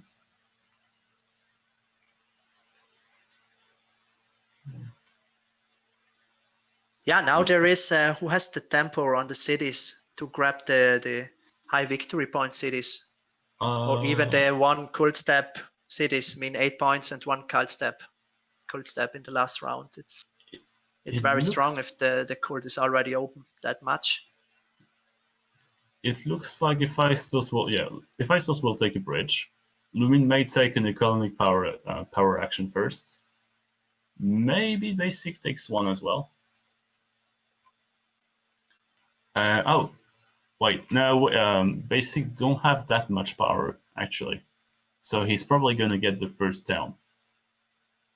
Yeah, true. Because he only has one temple left. So And he will go for, I think he goes for the coin down. He needs coin, yeah. Oh no, wait. Oh, he has is more power someone indeed. taking the 7 coins? Yeah, maybe Lumin is taking. Yeah, maybe Lumin can take it. So it's not quite sure what people can do here. So we will see the bridge in 3. Oh, sorry. There we go. Too fast. There's still plenty of play for most factions here. It's like yeah, Lumin goes for the coins because since he wants to build this stronghold. If he wants to build stronghold and some trading posts, I think he needs. Yeah. If he wants to get a stronghold, he needs some coins pretty badly. Also good to decline the coins from BaseSig. Yep. Yeah, definitely denies it. So yeah, he goes for 20 coins. And yeah, he gets it down, getting like even more range and just go ballistics. Because Fakirs still have 5 priests, so it's a good chunk of VP here. There's likely chance that no, Driver Donkey isn't able to go for 3rd city. I don't think he needs spades. I mean, he needs the brown hex and the southwest, the black one, and then he needs another 4 spades. He needs also his landscape. I think that's not worth it. Oh, that's. He could still try to attack network. I think get that's double much dig better. and just denying like the black hex on south. And yet we see Fakirs making a temple for cults. And fire 2. Okay, I think that's good for BaseSig. Now he gets the coins. Yeah. He does take the coin. And Logo's saying, "What the hell?" on the chat. It's like, what is happening? Yeah, I mean, not even bothering taking those, taking even a range down. He could indeed build a stronghold, but ooh, I like it. It's ballsy. I like it. That's crazy because how do he connect the eastern to the western to structures with the rest? He can still build a stronghold to get another bit of range. Yeah, but so I don't understand why he built the temple. Me neither.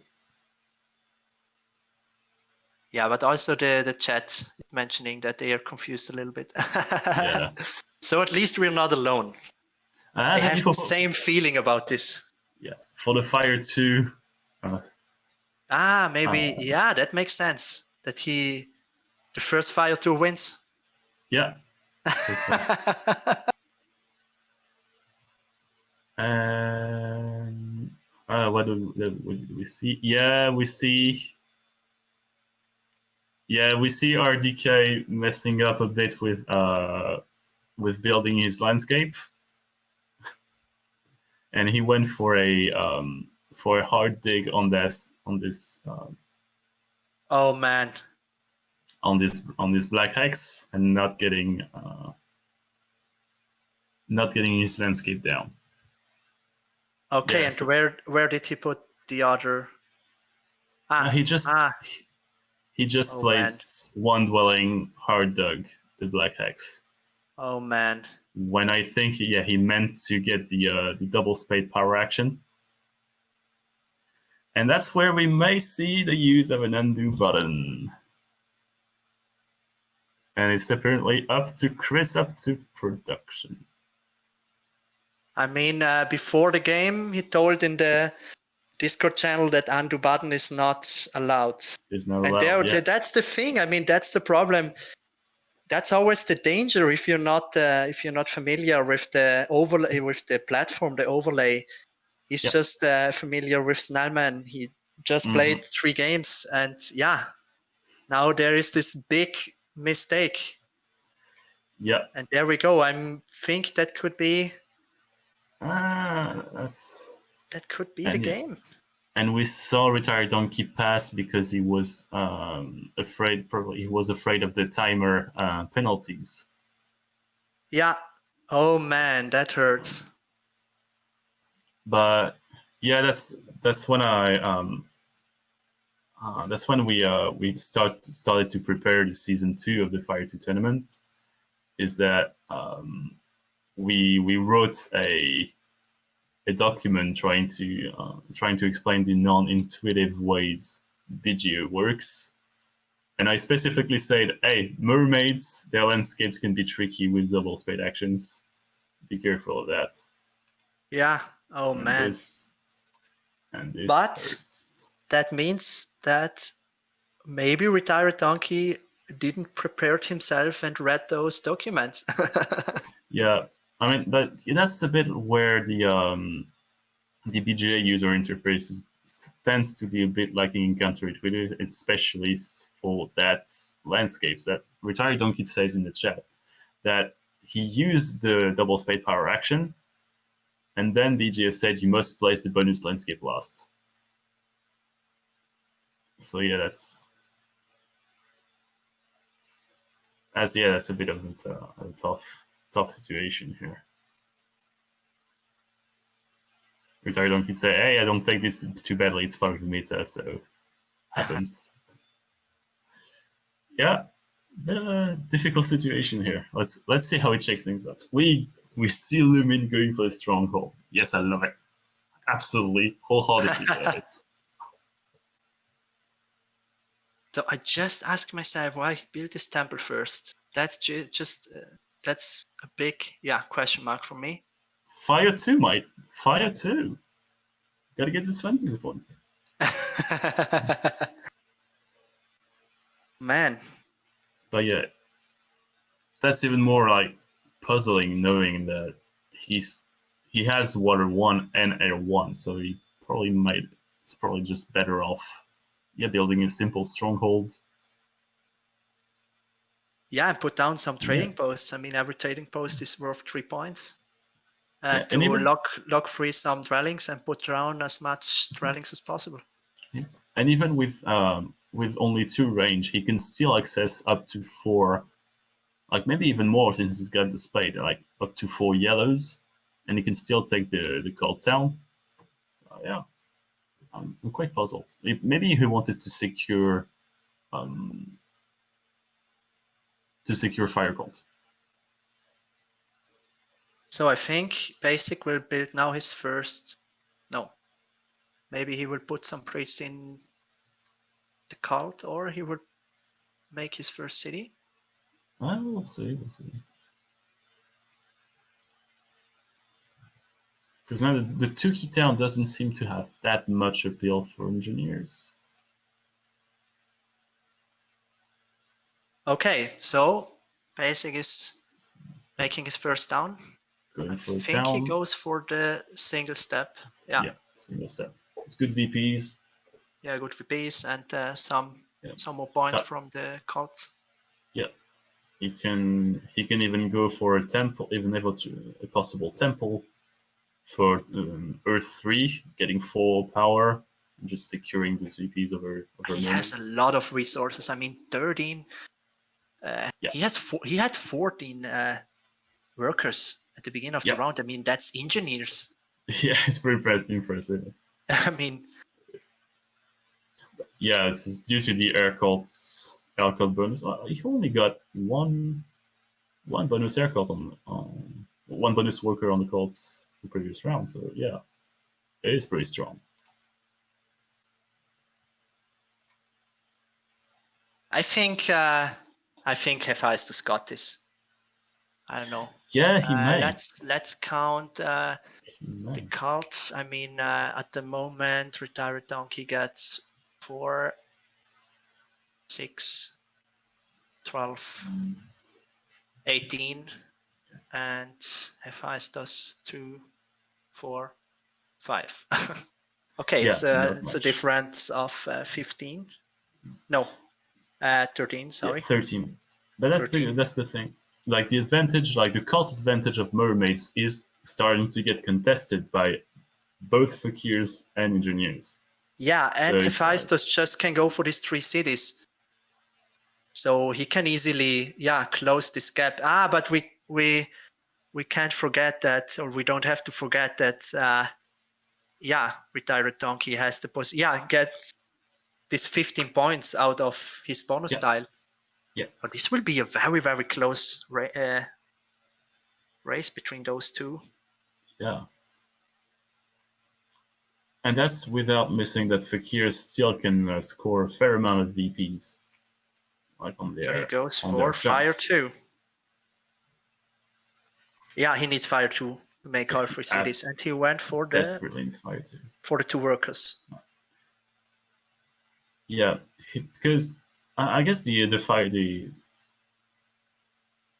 I guess he could have went for the for 3 towns without Fire 2, but he would have left him a bit behind on the network race. Yeah. So he might as well take that. And he can score more takes more points from mermaids on the fire cults. Yeah, contesting him. So yeah, Fire Cult is going fairly interesting. We'll see how the misclick of RDK may affect the rest of this game. Maybe he will start to play some more games on BGA, and we will face him around. Yeah, I mean it's always difficult because even I do play a fair amount of games in BGA, and it's like this particular landscape is just completely counterintuitive. It's like you can get screwed easily with it. Yeah, because you have to use your spade, and then you have to click on your board on your landscape, which is placed on your board. And I can remember I also had a game where I played mermaids, and I wanted to place my landscape, and then I pushed the spade, and I thought, oh my god, I misclicked. And then I was happy that there was someone in the chat saying, it's no problem, just have to click on your landscape on the board, and everything was fine. But my first reaction was to panic. Yeah. And now we have an undo button. So now we have an undo button. So then, Retired Donkey, what is he doing next? Tanking a bit. It is a tough spot for him. It's like he has 40 seconds left on the clock.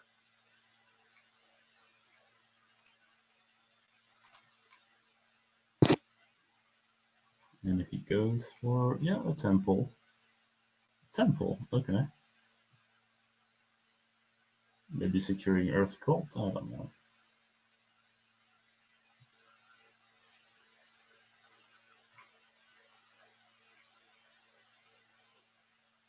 We'll see. Okay, fighting for fire. Fire too. Yeah, They're maybe getting it makes fire too. sense because he don't get spawned out from trading posts. Yeah, he doesn't have air 1.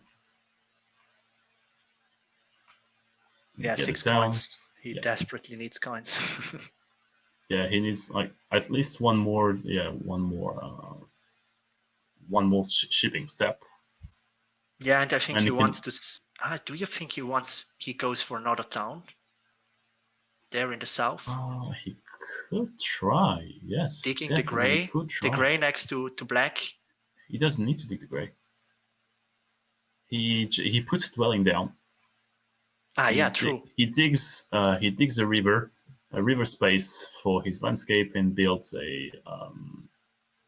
Yeah, but he wants his post. landscapes on the north. Oh yeah, there's this one.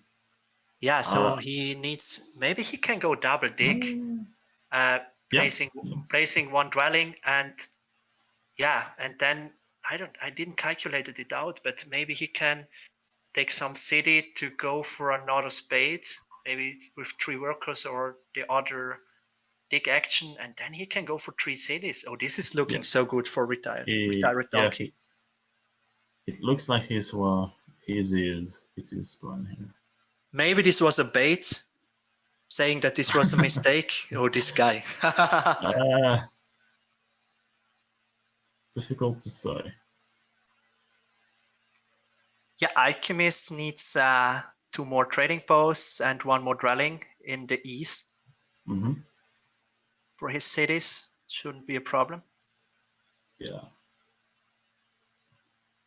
Yeah, and Lumin. Yeah, Lumin goes for trading posts. Maybe 1 trading post, 1 carpet flight. Yeah, maybe he goes for two trading posts, 2 carpet flights. Oh, he needs 10 coins. He's short of 1 coin. It takes the gray to just deny a bit of hexes for engineers. Oh, but this rallying from Lumin basically gives BaseSig another neighbor, so he can build there a cheap trading post. Yep, for his city. Can. Yeah, that played in his cards. Yeah, because it's quite important to get that hex for Lumin to just get an easy access. Yeah, and there we go. Retired Donkey goes for these 3 cities. Yep, it definitely does. Oh, I like that. No, I love it. I love it. We can see some disagreement from Ryan on the chat. He said he cost himself a ton by trying to go for 3 town in this game.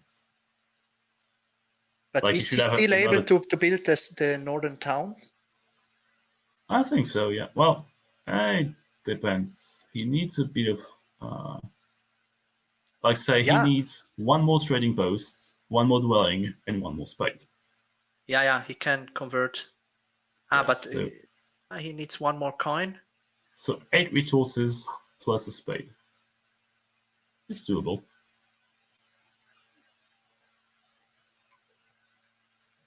It seems 100% doable. Question is, how will he get a 3rd town and his fifth step on shipping? Yeah, maybe with his 3rd town, he can just take a shipping town. I mean, if all the thing is, I mean, if you take a shipping town, it's worth 4 plus 5 because the last step with the shipping tie gives you 5 points. But in which case he doesn't get the 3rd town because he doesn't have the resources for a spade afterwards. Oh no, I messed up. Yeah. I mean, he takes the first down to take. With his 2nd down, he takes a town to make his 3rd town. Yeah. So we see Alchemist going for another town, and more workers, because winning network is primordial here. It just needs his network. Yeah, the question is, at the moment, Retired Donkey is short of 1 coin. I mean, how is he doing it? Is he going for? No, is he converting a a worker to a coin to build that could. dwelling? He 100% could. He does that. Oh, no, he doesn't. There's not the. No, he doesn't have the. What's that? The worker. The last worker town. So yeah, it's gonna be tougher. Yeah, he needs to convert a worker to a coin, and then he just can take the priest down, and then convert 3 priests to 3 worker and dig the hex. Yep. I think that's the only way how he can make it. Make it like probably optimally. I think he could do like he could use the power town like it was suggested in the chat. True. He can take the power town and take Act 5 if he needs to. It depends on how hard you want to fight with gods. Yeah, that's true. But on the other side, there is still this. Someone can attack you and prevent you from taking Act 5. So the single spade action, which is still open.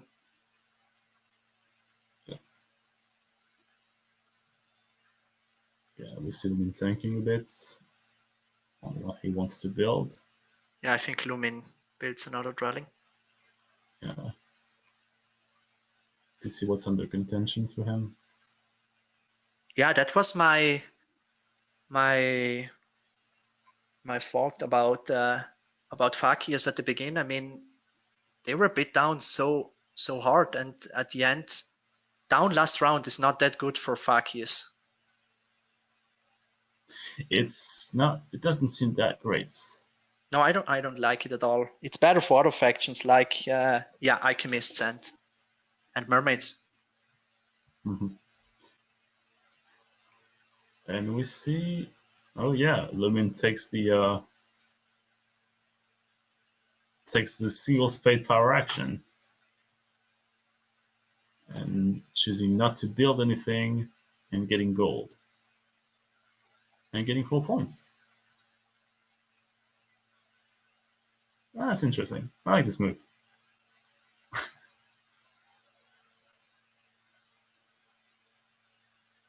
Okay, he's taking a hex from Engineer.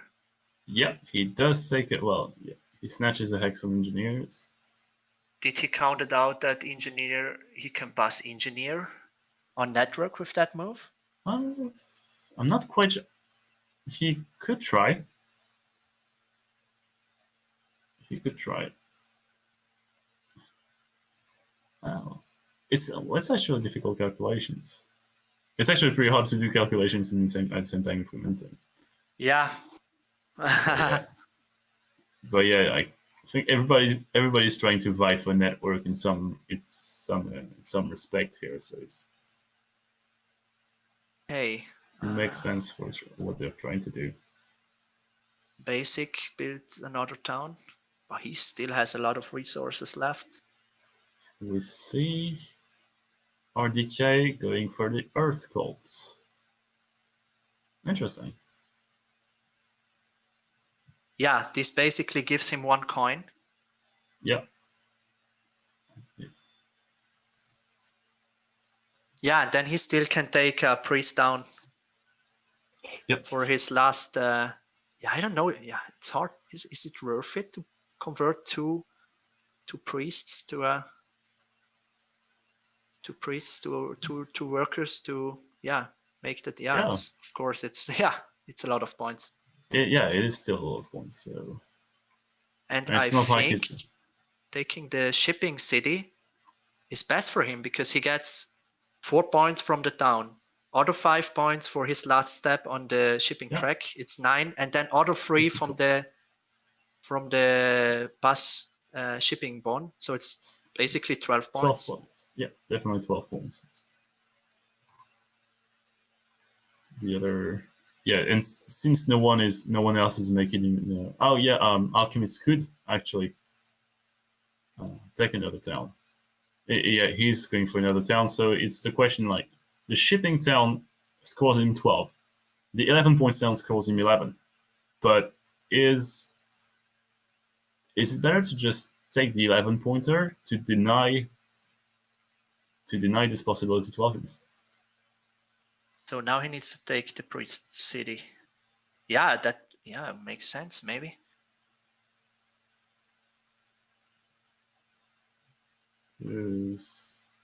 But the actual question is, no, I don't think he can because Yeah, no. doesn't At the have moment, tempo. he needs to take the priest.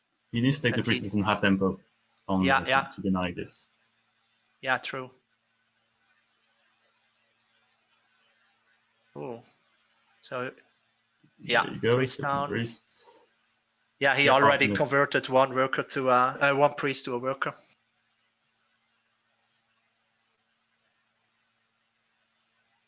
Yeah, now the big question is he able to place down his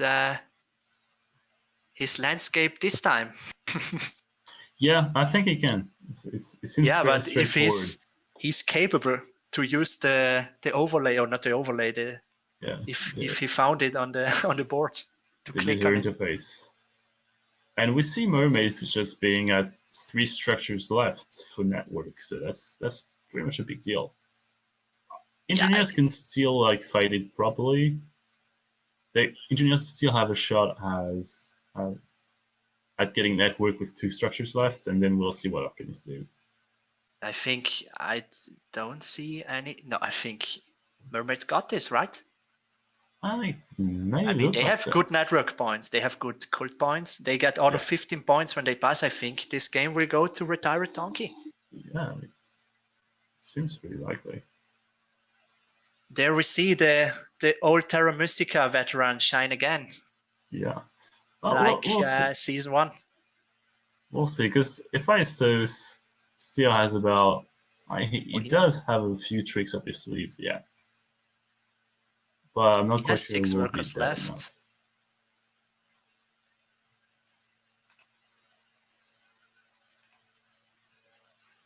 Because Hefaistos played quite a strong game during this match, true. so I think he can still work out a few things.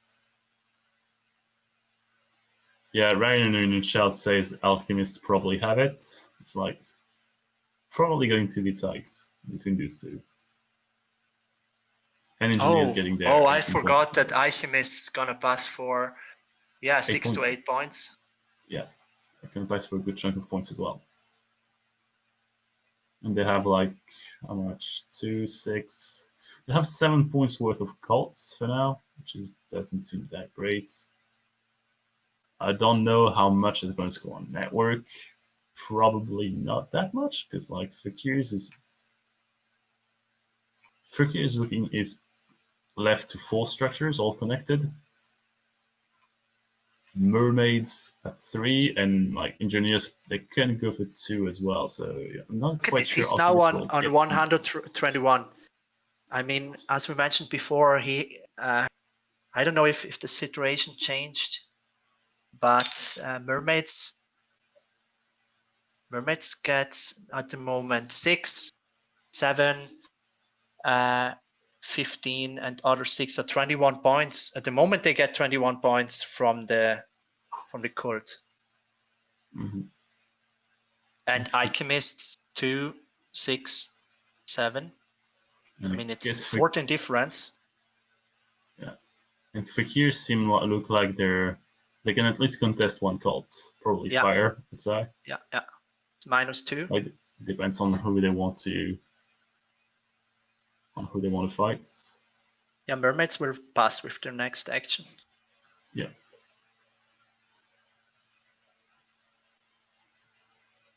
It will be very close. I don't want to count it out to keep on.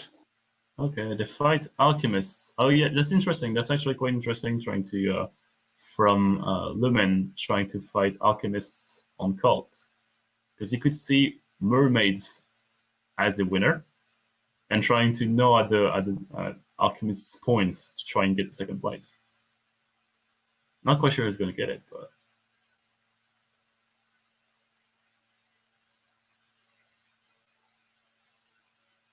we'll see. So okay, so... Donkey passed. Now I understand. It's like Fakirs put their priests to water to get one more power so that they could take the priest worker, the priest power action, and get even more points with that. Yeah, that makes sense. That's what makes the most sense for Fakirs here. Yeah, there you go. Yeah, and I think engineers will also be able to be down on 3 structures at the end. Yeah. They need to make a hard tick. How many? And they don't have any cheap gray hexes left. Yeah, but they can just build it on a red door. Yeah. They have 7 workers. Yeah, 7 workers. They need like 7 gold. Well, I'm not sure about his last moves from Lumin because he has any chance to go for Hefaistos. I'm not sure. I'm not sure either. I don't like it if he changed the outcome of the game with these moves. Yeah, well, what? He just needs to maximize his points. So, I mean, it's no difference if he goes in fire or air or water because it's always the same amount of points.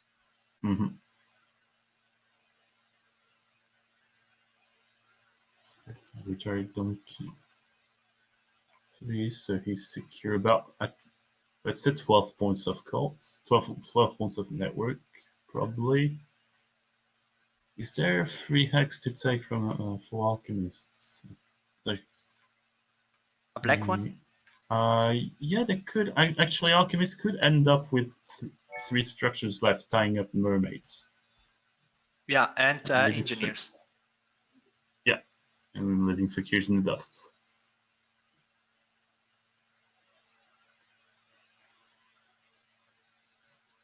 Yeah, Rainier is mentioning in the chat that engineers might turn stick. They might. They might indeed. Because they have enough resources. Definitely have.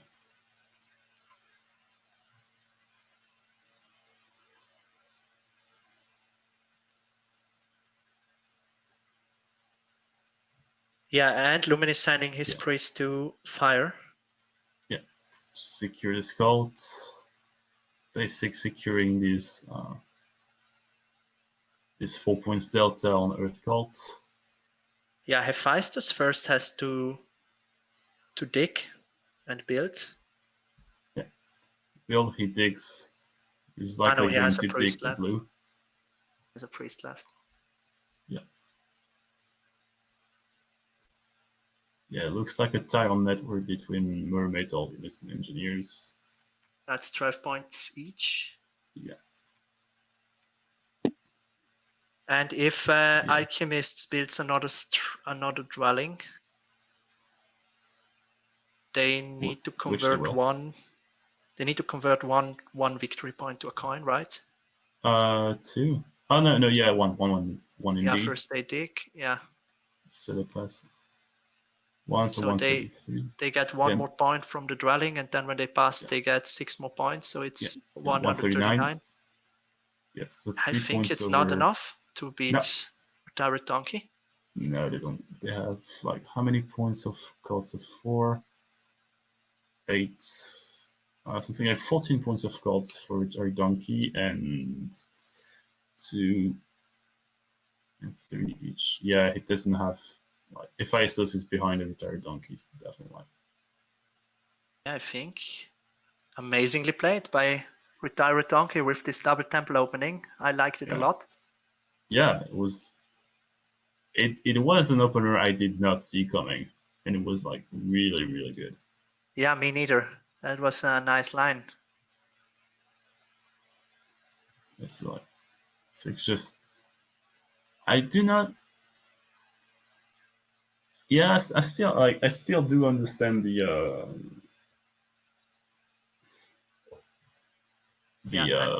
hard dig on the brown in the west, just to make sure he could get a town without using the landscape. Yeah, maybe that's. But there were he knew that he needs to bridge. So we are at the final counting. It is the final countdown. And we'll see.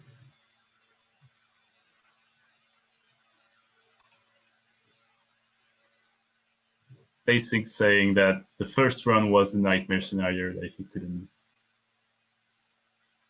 Why he was hesitant on NG. So we have to admit, like he did get a double temple, but through his Earth cult, he did not get any cult rewards. So it was a bit difficult for him to just get some actual really good econ. Yeah. Forward. And yeah, 5 points away. 5 points away from a win on Retired Donkey. So if Hefaistos gets the second, it's the best second place yet on the S division. Yeah, so we're looking forward to the winner interview with Retired Donkey. Bring it on. And that's a win from Retired Donkey. Plus 109 ELO points. Get that. He just needs to win one game every time he plays Fire True Open, and then he will reach expert level in 5 games.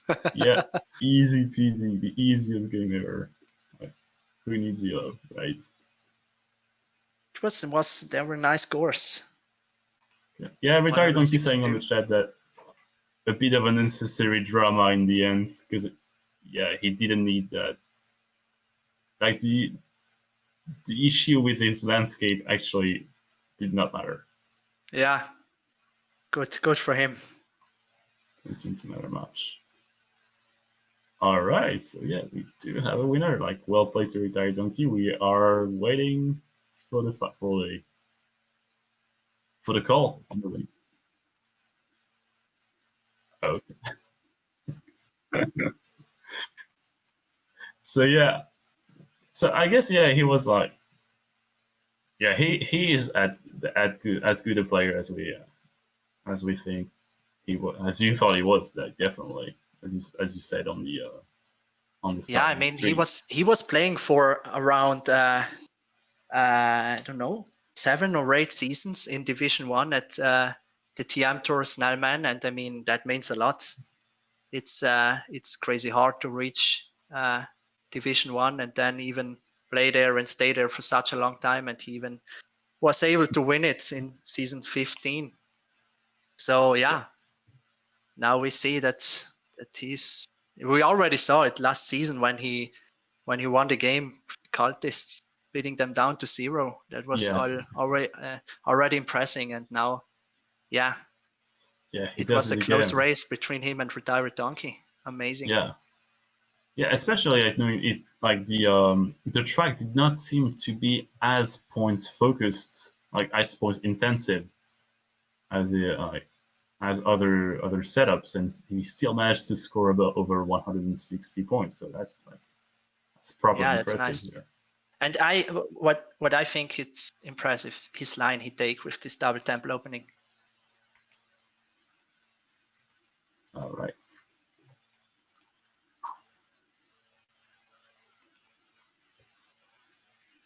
And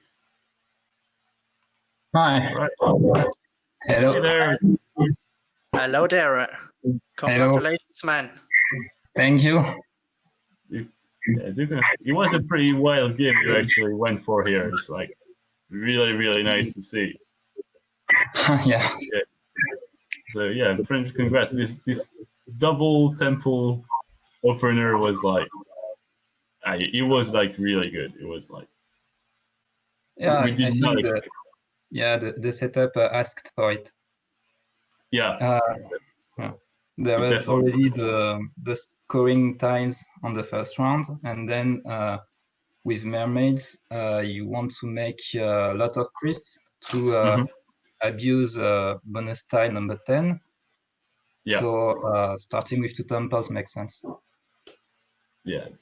Also with this dwelling rounds in 3 and 4, you don't need to spread out that early, so you can get out more points. Yes. So mermaids are good because they are flexible to choose the rounds into which you spread your dwellings. Yeah, yeah, definitely. And I have another question about this brown hex you took in the West. What was your thought about this? Well, for two reasons. The first one is that it helps me in my game plan to make 3 towns. And the second one is that it takes towns from fakirs. Okay, so you were afraid that fakirs are in a good spot at that moment? Yes. Wasn't sure exactly where they were going, but if they had this town, then I think fakirs had a very good start. So that was that was good at this point to take X to fakirs. Even though if I don't take the hex, it's still a good move because it helps me with my gameplay. Yeah, and it was also a possibility to build there another city without a bridge, since there was a little bridge fight because alchemists needed a bridge, and so yeah, you were able to make your three cities with only one bridge and the landscape which you needed in the east on this northern east town.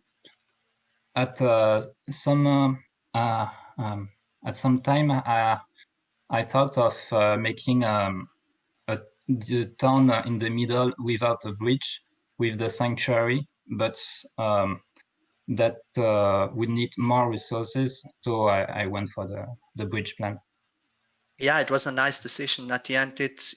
You needed every single resource that it worked out.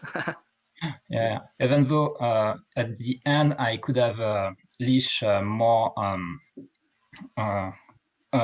resources, but yeah, I think that would have been harder if I didn't went for this bridge in the middle. Yeah, and I think another reason was also that with this line, you were able to contest the network. I think if you go for the sanctuary, you are not anymore able to tie network at first place. Yeah. Yeah, amazingly played. Thanks. Yeah, it was really nice to see. So I do have a question. You're talking about your game plan. Was the 3-town plan already there? Did you start the game with the 3-town in mind? Yes, of course. When there is the last one scoring with 3 towns, you have to plan to make 3 towns. And if things go really, really well, you can thought of making a 4th town. Yeah. But here that wasn't the case for 4th town. Yes, quite a lot of competition for your hexes from alchemists. Yeah. Yeah, that's what we saw. By all means, go ahead. Sorry. Yeah, he started with double shipping in the first round. So I was a bit worried that he could take hexes I wanted before I get them. But in the end, that worked well. And one reason also I prefer mermaids to alchemists is that there wasn't the bonus 4 tile that give a free shipping. So in this kind of setups, mermaids have a little edge over other factions. Yeah. In general, no bonus tile 4 and bonus tile 10 is a good setup for mermaids. For mermaids, yeah. Just make sure like the bonus for dogs. So the bonus tile you were talking about were the damn ship, mostly. No, the pass shipping tile. Yeah, time ship. I don't remember exactly what the bond 4 and bond 10. One of them is time ship. I think the other one is no, bond 10 is stronghold. the passing tile for ship, and bond 6 is the sanctuary stronghold. Okay. This is Snellman language. Yeah, I don't actually memorize it. But yeah, one of the questions I did have is that were you not worried about taking this green hex down south on G3? Because that's when we were like when you double dug the brown hex on the west, we were thinking about you would actually get that green hex and cut engineer's connection. do you think about this one? Or like, wait, the G3. No, I never wanted to take this one. okay, I preferred that engineers come to G3 so that they can give me leash and the opportunity to make trading posts. So, well, it's really better that an opponent took this X and. Guys, I can't hear you anymore. So, yeah, some technical problem at the moment. Do you hear me? Yeah, we do. Okay. Yeah, so I was saying that it's really better to let opponents come take X's that are near you to make a leash party than to take it before. Because in this case, there were the H5X also. So maybe if there were not the H5X, that would have been another story. But in this map, letting someone come to G3 and then building H5 is very strong. Yeah, it gives you more resources, and yeah, that was. If you even rewatch the video with us, we did wonder a fair amount of time about this specific hex to know whether you would get it. And mermaids do not fear to get cut in networks because from the beginning, one of the plan is to go with a lot of ship upgrade. Mm-hmm. So from H4, even if H5 is taken by alchemists in the worst scenario and G3 is taken by engineers, then you can think of making a connection H4 through to D5 with 5 ship, or with 4 if you use the bonus landscape. Mm-hmm. Okay, that was like, yeah. Thanks for your analysis. It was like really nice. You're welcome. Okay, that's good. Everything for us. Thank you very much for watching. Thank you very much for organizing all that and for commenting and all that. Thanks. That's production to think of. Well, thank you very much. It's been Europe Day, won by European. Honor is saved. Nice. All right, see you around. See you. Bye. See you.